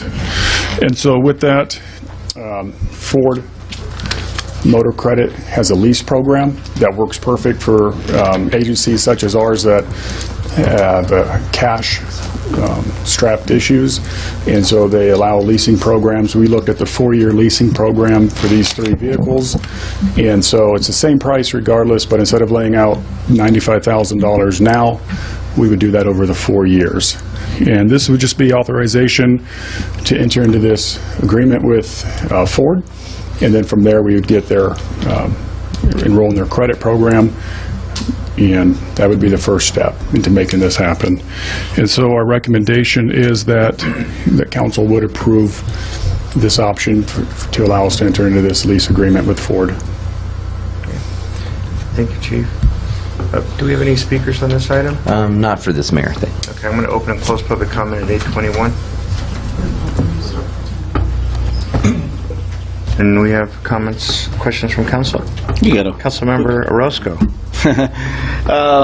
Yeah, I noticed it's with a specific dealership. Are we going with that dealership? Is there a specific reason why we're going with Fritz, or? The reason is that they're the ones that handle the Ford leasing in this area. I could check further in that, but what I was told is they're the ones that handle leasing for the police fleets. Okay, so is that, so when you went through like the Ford Credit, they were the ones that directed you to that dealership? Right, so they send you back to the local dealership, and so that's the one that they gave us. Okay, I just want to make sure, I just kind of wanted an idea what the selection process was, if it's something that we do or on their end, or... Right, and regardless of what dealership it would have been, the price does not change. No, yeah. Right. Okay. But I know the sales revenue, if it was to say that we don't have a Beaumont Ford here. We don't have a Ford dealer. But if or we would insist on it. Exactly. So that's why I was asking when it came down to it, because just wanted to see what the process was, and it didn't come down to our to our police chief saying, "Hey, I'm gonna go to your dealership," and No, I didn't select. Okay. Went with the one that they gave me. Okay. And one other caveat I'd like to throw out there is is when, at the end of the lease, we get to purchase the car for $1, and then what we've been doing is we take the car out of the patrol and we assign them to other specialized units like our community policing teams that don't drive under the extreme conditions that patrol does, and we get another 2 to 3 years of life out of the vehicle. And so we have some cars in the fleet that are 07, 08s that are still running well. And so the industry standard would be somewhere around 5 years, 100,000 miles. We've been able to extend that by putting the cars in the other units and then putting the new ones into patrol. And then transit takes them from there and uses them for staff cars. That's why you see some of our transit staff cars are old police Crown Vics. I just want to add to what Councilmember Orozco was talking about. Can you explain why we chose Ford and not Chevy or Audi or? Yeah, absolutely. And so staff does an analysis each year of the different makers, Chevy, Dodge, Ford, bring their vehicles out to different shows like Cops West. They do road tests. We have our pursuit expert, and our driving expert is our acting commander, Jeremy Duro. He's one of the people that evaluate the vehicles. The Ford utility vehicle was also selected by the California Highway Patrol. We selected it as well. It seems to be the vehicle that most agencies are going to, at least out in this area, because they're utility. We can use them. We get a lot of equipment into them, into the back that we take with us, and they drive well, and they handle well. Thank you for that. Another question. Yes, sir. As for leasing, I know when I lease a car, you're allowed a certain amount of miles. Do you account for those miles, or does it make a difference if we go over, or what? How does that work? Correct. Good question. So there is no mileage on this leasing program. Like I said, at the end of the 4 years, we buy the car for $1. It's ours. And so they don't have a concern over the mileage. However, we watch the mileage to determine how we're driving them, making sure that we're keeping the miles as even as we can, the best we can on that certain year of the vehicle to get the most life out of it. Okay. And when will this, have we budgeted for the maintenance of these cars with this fiscal? Yes. Okay. I'm on limited time here, but sorry about that. No, It's not limited time. It's his You're okay. time. You can burn up his time, it's all right. No, and so I do have a budget for vehicle maintenance. Now, keep in mind, I'm rotating 3 vehicles out. That cost us much more in vehicle maintenance than 3 brand-new cars do. So there is a savings in vehicle maintenance annually when you can rotate out some of the older cars that are costing us $7-8 grand in maintenance versus $1,000. I'm sure the fuel mileage is going to be better as well. Right. Okay. So if we were to go to, let's say, electrical or hybrid, would that save us on? Would that even work for a police department? Well, so we do have a few hybrid vehicles. They're not pursuit rated, so we cannot. We can't use them in patrol. Well, Prius goes pretty fast. They're not pursuit rated. I shouldn't tell you that, but obviously there would be liability concerns. If I put a patrol officer in a hybrid, but our admin and our detectives drive hybrids because there were some AQMD credits there that the city received, and so and they're not in pursuits. And so yeah, so we do have a savings there on those vehicles. Thank you, Councilmember Roscoe. Do you have any other questions? I do. Mayor Pro Tem White? In your analysis, will we need any other leases before this 4-year lease is up? Are you foreseeing any other cars next year, the year after that? Potentially. So I don't like to use the word depends, but sometimes, you end up with a lemon. You don't know until the car hits also, it just starts breaking down on you. Right now, just projecting it out, yeah, there's cars that I have probably 7 vehicles that are at the 100,000 mile range, and so that are still in patrol. And so we're going to see that those cars are going to need to be addressed. So why did you pick 3? Pick 3 because that's what I can spend right now. Okay. In the budget. Okay.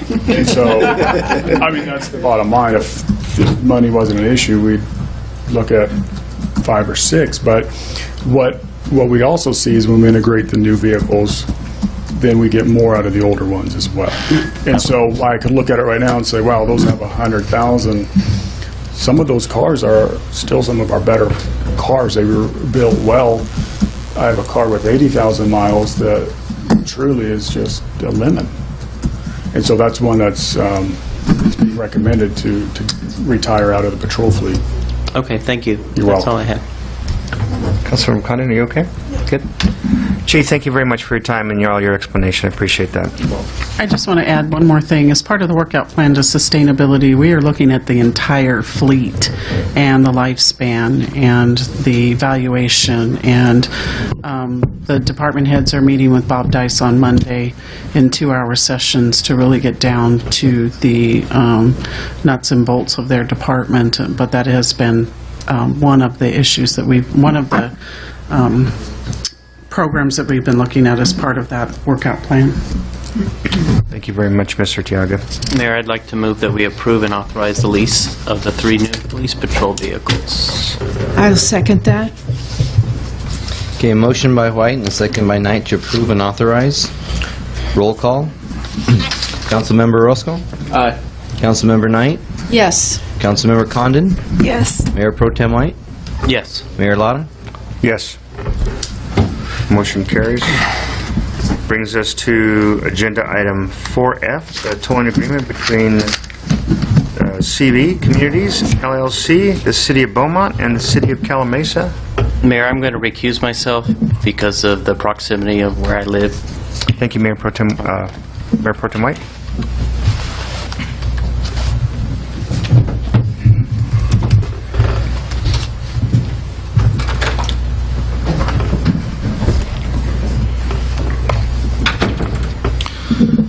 Mayor, members of the council, and just by way of background, you'll recall that this item has come up before you. We are now on what would be the 4th amended tolling agreement. And by way of background, the city had approved a tentative map and an EIR for this project for the Sunny Cal project, and back in 2014. And the City of Calamasa had asserted that the project would have traffic impacts on their community that hadn't been addressed or mitigated in the EIR, and they had expressed that they intended to sue the city in a CEQA action, the City of Beaumont in a CEQA action. In an effort to avoid litigation, the 2 cities entered into a tolling agreement along with the developer of the project. And the idea there was, rather than engage in what can be costly CEQA litigation, to stay off the litigation and allow the parties to try to come to a resolution. They have been actively doing that. We have reviewed a draft settlement agreement. We've made our comments. But my understanding is that there's still some back and forth occurring between CV Communities as the developer of the project and the City of Calamasa. They need to finish up their final negotiations, and I think it's 2 or 3 points that they're working on trying to resolve, and then submit the document to us, give us an opportunity to review the final document, and then come before you to approve any document that requires that this city would be a party to. So the last time the item came to you, the 3rd amended tolling agreement, I believe it was for a 30-day extension. And, in hindsight, maybe we should have given everybody a little bit more time to wrap it up. But I think that there was a common sentiment of keeping the fire lit under everybody's feet to get this thing done. And a longer extension might result in people putting it, placing it as a back burner item. So, I'm not directly a part of the discussions between Calamasa and CV Communities, but I understand that, they're down to just 2 or 3 points. So what you have before you is a 4th amended tolling agreement that would extend the tolling period through April 15, 2016. So that would give the parties until April 15th to come to a resolution. And if they can't, there's hopefully not, but there's a possibility it could come back before you. But I've received assurances from the city attorney for Calamasa that they think that is ample time. In fact, I think they suggested 30, and I said, well, let's make it 45 so that we don't have to do this again. So anyway, that's Calamasa's already approved it, the tolling agreement, and so that's the item before you. That's my report. Thank you very much, Mr. Pinckney. Do we have any public speakers on this item? Mayor, we do have. Okay, with that, I'll go ahead and open up public comment at 8:33 p.m. Judy Bingham?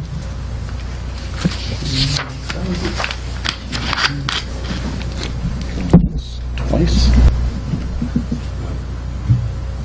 No.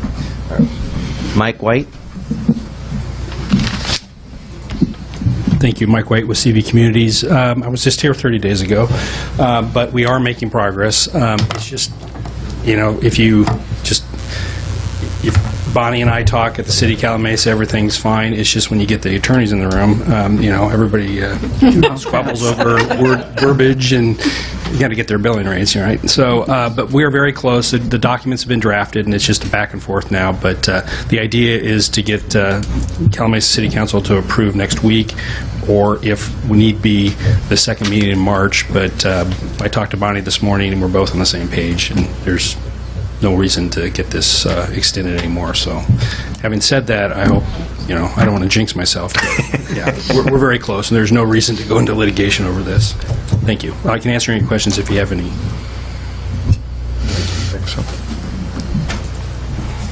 you have any additional speakers? No, Mayor. I'll go ahead and close public comment at 8:35. I move to amend number 4 to tolling agreement between CV Communities, LLC, the City of Beaumont, and the City of Calamasa.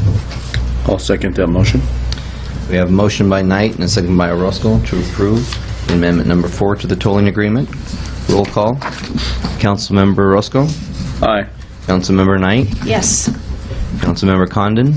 Yes. Mayor Lotta? Yes. Motion carries. We'll wait for Mr. White to return.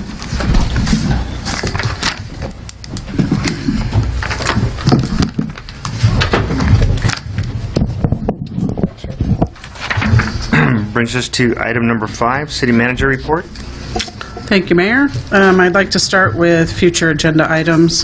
What staff is working on currently and finalizing for the March 15th meeting is the CFD 2016-1 item that was continued by council.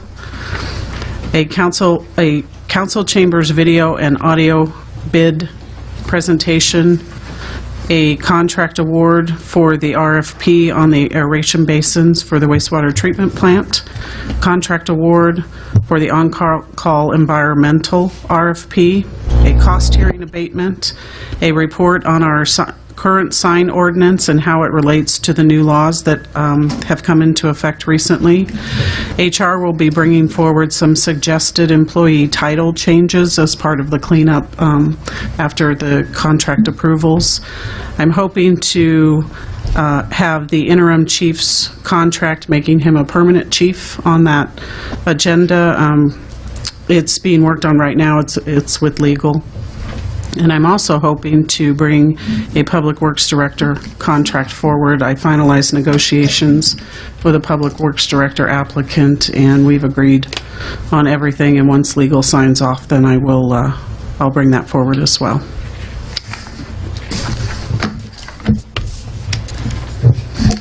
Next item I have is the budget timeline proposed. It's a pretty aggressive budget timeline.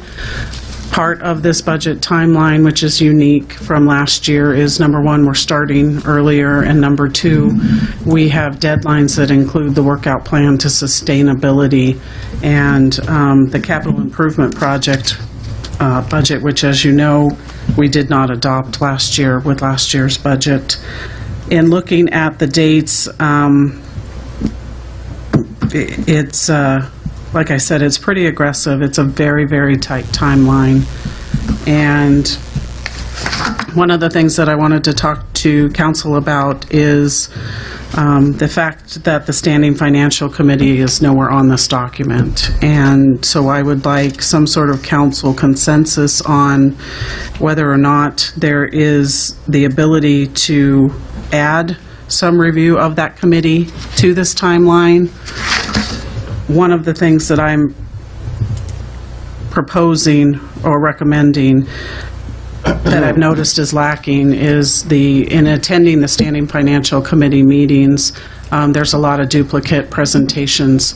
And so what I would like to suggest to council is that council direct the committee, if not the chairman, to come for some of these presentations this year to get caught up on the budget timeline. And then if we can't fit the Standing Financial Committee's role into this budget timeline, we could possibly talk about next year.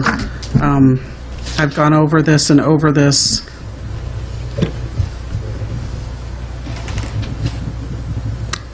And I'm just not sure. I'm not sure where we could fit it in, but I'm open to suggestions if council sees some openings.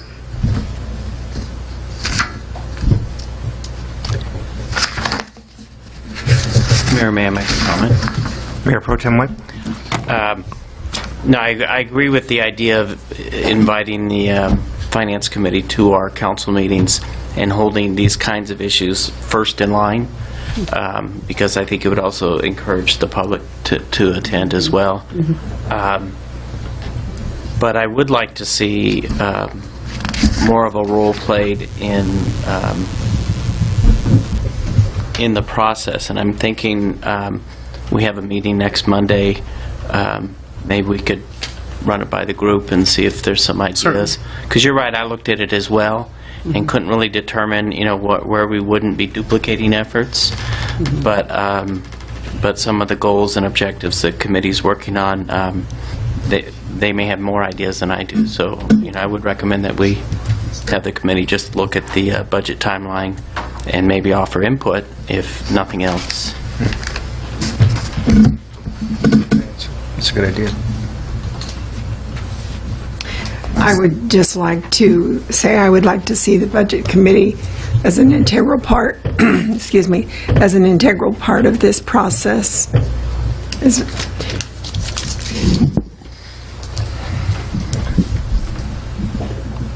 Any other comments from council?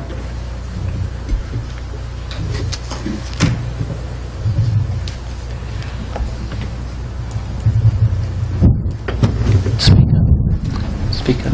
I'm good. Mayor Laura, Ask a question. if I could, I would like to suggest at any time that you're comfortable with, Elizabeth, I would be happy maybe when you're getting to the point where you're reviewing the presentation before council or something like that, at any time if you could just include me so that I can get a more expansive view of the budget as you get closer to it. I certainly don't want to interfere with the process, and I don't want to slow it down for you because I know how difficult it's going to be to keep this aggressive of a schedule. But if you would keep that in mind, I would appreciate it very much. And I'm actually meeting with the chair of the Standing Financial Committee tomorrow, informally, to just make sure that we're on schedule for releasing the agenda and getting everything. I don't think there's anything wrong with me discussing with her at that time and see if she has any ideas from her perspective on how she could be involved more, maybe even on a certain schedule with the presentations as you're moving forward in the audience or whatever. But I'll see what she has to say for input on that, if that would work for you. I'll bring it up tomorrow. Okay. I would strongly recommend that the entire committee come to council meetings, at least until they get their feet wet. We're, in my opinion, staff is duplicating presentations. Right. And the workout plan is a good example. Monday will be my third presentation on it. once to council, once to I standing agree, financial. actually, and I've felt that way for a while now. So I'll just hit it think much it would more speed strongly up- tomorrow. It would speed up them getting caught up on current events. Since the committee's such a good-sized committee, you're not going to get everybody who will come, but if the core of it gets more involved in coming to the city council meetings, I think it'll be very helpful, because I don't think that it's productive to repeat too much. No. And so I was just trying to tie that into the budget timeline. I didn't mean to get off topic, but... I definitely think we need to maintain this timeline and keep it tight, so. And we do. If we're going to, if we are truly going, you know, staff's had a year, I've had a year now, or almost a year, and if we're really going to adopt a budget by June 30th, we have to follow this timeline, and it has to be adhered to in all areas, so. Thank you very much. The last thing is a staff report and update on the Office of Emergency Services, and we've brought Corporal Josh Galbraith here, who's our OES point. In July of 2015, the police department, Office of Emergency Services, or the police department absorbed the Office of Emergency Services, and it was assigned to the COPS team, or the Community Oriented Policing and Problem Solving Team. With this, it resulted in $4,500 in monthly savings to the city. Since the transfer, the police department has taken several productive steps in keeping the operation of the OES, keeping it moving and growing. As part of this, we became a partnership with the County Emergency Management Department, and this has allowed us to work with several other entities in the service of emergency operations within the surrounding areas. Members of the OES have attended the Riverside County Annual Disaster Council and quarterly operational area planning committee meeting.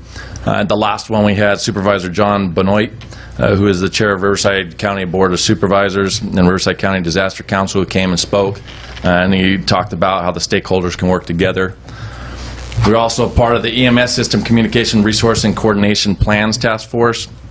Basically, this is a task force that'll help us to prioritize the EMS system and how we can work together as EMS communications and resource coordination plan, and developing a countywide master mutual aid agreement. Also, the big thing that's hit recently is the El Nino information that's been brought to us. It's been told that this El Nino is supposed to be one of the biggest weather storms that we'll see.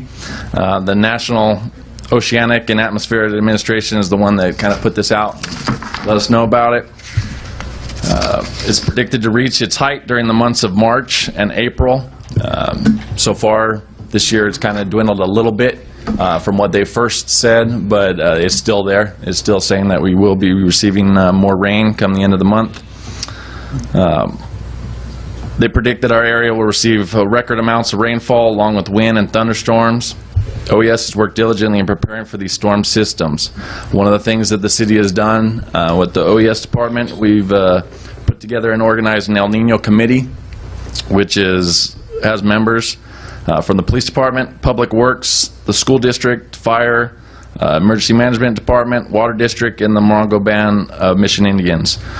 We meet monthly together, and we discuss the problem solvings and potential threats that may arrive and if these heavy rains and weather conditions hit. And we also discuss damage assessment estimates that are identified. Staff, we've also informed citizens of the safety methods that they can do. We've gone out and we've met with the citizens at the City Hall Gymnasium, Four Seasons Clubhouse, Solera Clubhouse, Highland Springs Women's Club, Chamber of Commerce Breakfast, and throughout neighborhood watch meetings. And those that weren't able to at any of these meetings, we also have updated it on our Facebook site, where we put stuff out there for them as well. Excuse me. OES is assisted with the storm preparation by supplying residents with sandbags. Each resident is allowed to get 10 sandbags from the local fire station. The city has spent approximately $200 in sand, an additional $300 on purchasing sandbags, and this amount has been kept minimal due to the generosity of a lot of the businesses that donated stuff to us. Members of the Interact Rotary Group and the Boy Scout troops, they filled 4,000 sandbags, and we dispensed approximately 900 bags on December 12th, and then another 100 on January 23rd. The city used approximately 1,000 bags for emergency incidents at homes and businesses during earlier storms that we experienced in January, and we have a reserve of 1,500 filled bags and 1,500 empty bags for emergencies to come. Also part of the OES is the CERT program. We want to make sure that we're continuing to bring the CERT program to the city. We sent 2 members of the COPS team to attend a trainer for CERT courses to stay current with the CERT training that's been provided in the past. OES also received a grant from the State Homeland Security Program for CERT in the amount of $3,352, in addition to a remaining amount of $6,000 from a prior grant for CERT products. And these grants allowed us to purchase 86 CERT packs and guidebooks for future participants to come to more trainings that will be scheduled later this year. The City of Beaumont Emergency Operation Plan was last revised in 2008 and is currently being updated right now. The Incident Command System has also been revised with new management positions directing their appropriate sections of responsibilities. With this, each section officer will receive a folder with a description of their duties and responsibilities in a major incident. The last part of OES, we also have been continuing the education of the public in active shooter. We have sent 2 sergeants and 2 officers to attend a Train the Trainer for active shooter course to aid in the training of police officers and the school district staff. The city and district have set up a date for an upcoming large-scale training for police, district, and city staff, which will be held at April 2nd at the high school. The police department has trained the Beaumont Unified School District staff in active shooter scenarios and response at 11 of the school facilities, and this week we will finish up by training the district office. That would be it. Any questions? Any questions? No, thank you. Staff, no? Comment. Councilmember Knight? Thank you, Mr. Mayor. Well done. You have really been out and about all over the place, and I had the opportunity to be with the where John Benoit spoke, and that was amazing, and that was the first time I got to see that, and it was here at the city, so that was pretty good and well done. And do we have any potential dates for our CERT training yet? We don't at this time. We're still working on that because we just got the officers that are trained. We'll have to put one together, but it'll probably be within the next 4 months. Okay. Thank you. Thank you very much. And then just a few more items. I'm going to give you some important dates that are coming up. Avery and Associates is the professional recruitment services contract that council awarded. They're going to have their community forum to interact with the public. It's an open meeting. It's March 8th here at 7 p.m. and the community is invited to give their input on the future of the ideal candidate for city manager. The State of the City has been set for May 26th at Four Seasons. I confirmed with the mayor that that was a good date, and I have staff working with the Chamber of Commerce to put that on. We do not participate in that event other than we give the presentation, and obviously we buy lunch for ourselves, but I want to make sure that everyone understands that we do not have in the budget that we are sponsoring that. I do have staff checking to see if that, to confirm that we're not a sponsor of that and that it wasn't in the budget, because the discussion was several months ago. I created an attorney request form the city attorney and I met, and we are trying diligently to keep the city attorney's budget down. And so what I've done on our end is I created a form whereby department heads have to have my signature on that form before they can pick up the phone and contact the attorney for any attorney services. Conversely, John has to approve it on his end, and then once the department head has that signed form, they're allowed to ask for legal services. I do believe, I'm calling it the attorney service purchase order system, so without a PO, department heads are not allowed to contact attorneys, and I think we'll see a significant savings in the attorney bill. Tomorrow night is a collaborative agency committee meeting at the Beaumont Unified School District at 5 p.m. And finally, agenda item 5A4 is a joint meeting between Yucaipa Valley Water District and the San Gorgonio Pass Water Agency to discuss regional water issues.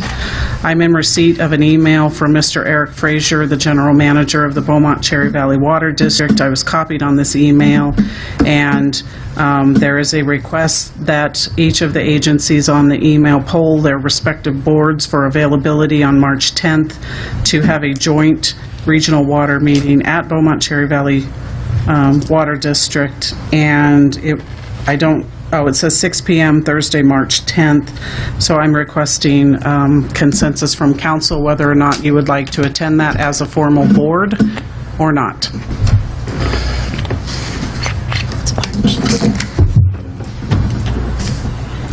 If we're all available, I think we should, and I'm available. I'm available as well. I'm available.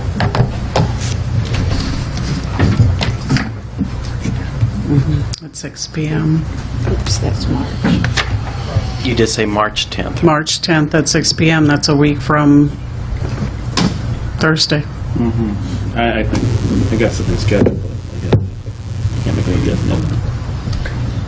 Now, because we have, if I may, we haven't had any presentation or anything in terms of on our end. No. Did you make them aware of that?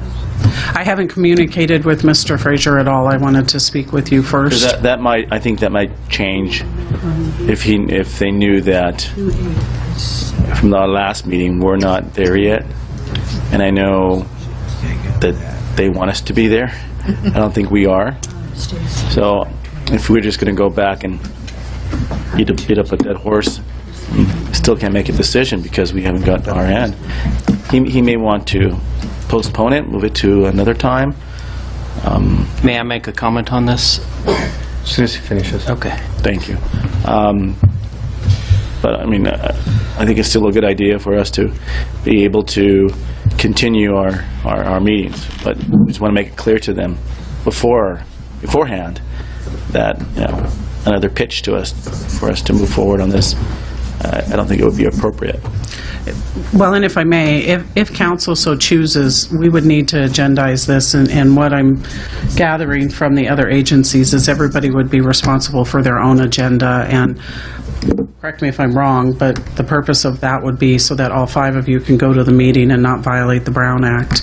I intend to have our interim wastewater treatment plant engineer there. Our presentation isn't until the end of March, and we're collecting data, some of which we need from the other agencies, and we don't have that yet. I am meeting with Brian tomorrow, or Thursday, tomorrow, to get an update on that. But you're right, a week from Thursday is faster than the presentation that I planned for council workshop. I don't believe it would hurt us to go and listen. My concern is if we don't agendize it, then the body can't speak, and you would be spectators in the audience, and so I think that's the goal of making it a formal meeting. And no, I see that. I'm just making sure that they know that, Yeah. so that they don't put us in a position where, like, what? I can add a comment to this that will clear this up if I can. You finished? As liaison to the Water District, I did relay to Mr. Frazier and a number of board members where we are, and that you had expected to have a meeting at the end of March and getting back together with them in April. And I made them aware of that when you told us that. So the next day I made them aware of that. So they know our status, and they know that we're not ready to make a decision. So I'm assuming that they were the ones who called the meeting. Actually, the email chain that I got, it sounds like Mr. Zoba with Yucaipa Valley Water District reached out to Jeff Davis of the San Gorgonio Pass Water Agency requesting a joint meeting between the two boards. Okay. And he copied several people on it. And the response from Mr. Frazier was, let's invite everybody, and everybody do their own agenda. And Mr. Zoba, I made him aware of it as well, of our situation where we are. I didn't talk to Mr. Davis, but so I think if Mr. Zoba and Mr. Frazier both know that we're not coming to the table to, talk, I think they find a value in us being there. So I think we should still try and make it. Listening is good. I agree. I think it's beneficial to everybody. Where was that location again? It'll be at Beaumont Cherry Valley Water District at 6 p.m. on March 10th. Yeah. State of the city, that's it. That's all I have. Community Outlook is in there. We did add the Standing Financial Committee at Council's request.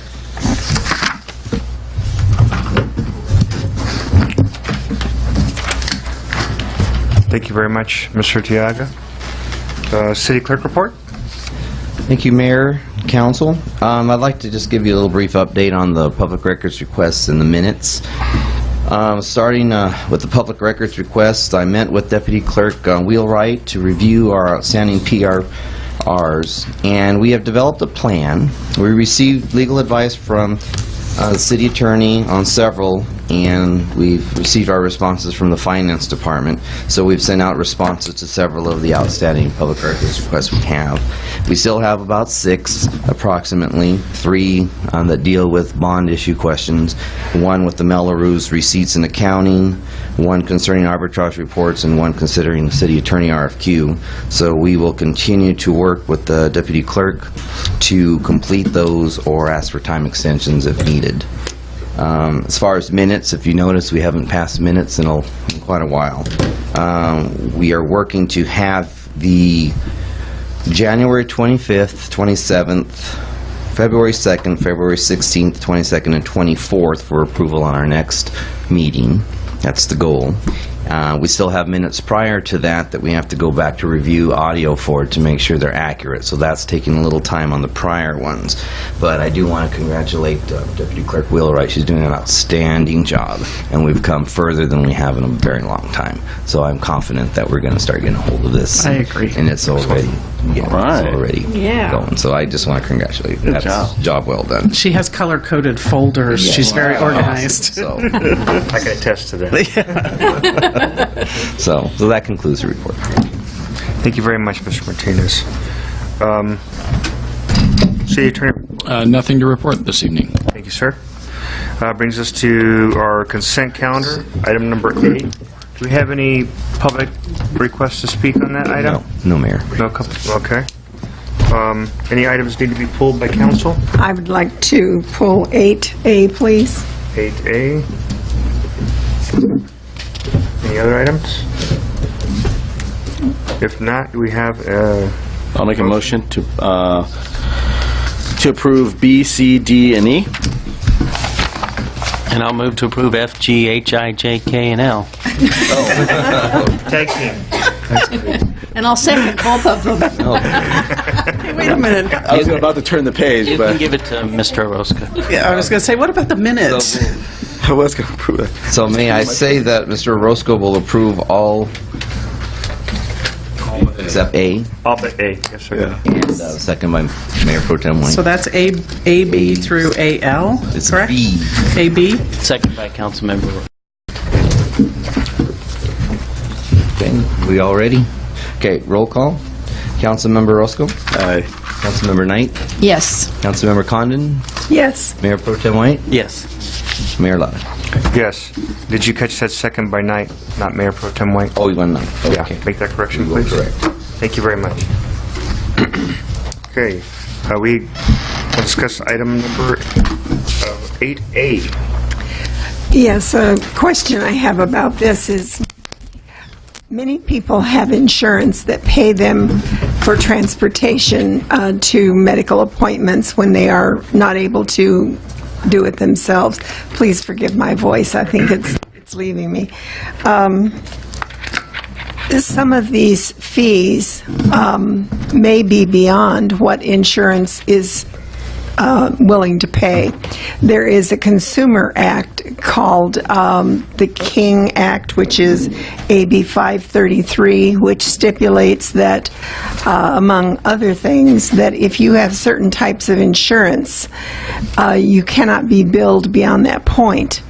And my concern is, if these fees exceed that, is the person who's going to hold this license aware that if they are accepting insurance, they cannot go beyond a certain point? Many people who take ambulance rides, for instance, get a bill for $1,000 beyond what their insurance pays, and the type of insurance they have prohibits that from happening, but they pay it anyway because they think they owe it. They don't understand this law.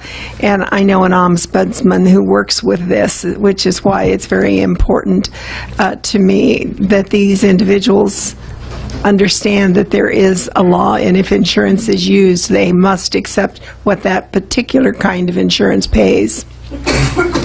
Actually, this is one of the few times I could answer something like that on behalf of the applicant. This applicant actually did not include a schedule of rates in their original application. And when I called them, because it is a requirement of the code, they put this together. But the reason they told me that they could not put it together initially is because it's based on the insurance. So they are fully aware that they are collecting what the insurance allows them to collect, but they put this together because our code requires me to have a set rate printed out. But I am sure they are aware because they said their rates are based on what the insurance will pay them. Great. That takes care of my concern. Thank you. I move to approve item 8A. No, second that. Motion by Mayor Pro Tem White, second by Councilmember Knight to approve 8A. Roll call. Councilmember Roscoe? Aye. Councilmember Knight? Yes. Councilmember Condon? Yes. Mayor Pro Tem White? Yes. Mayor Lotta? Yes. And with that, I will adjourn the City Council meeting of March 1st. Well, we will adjourn to finish the closed session at 8:05.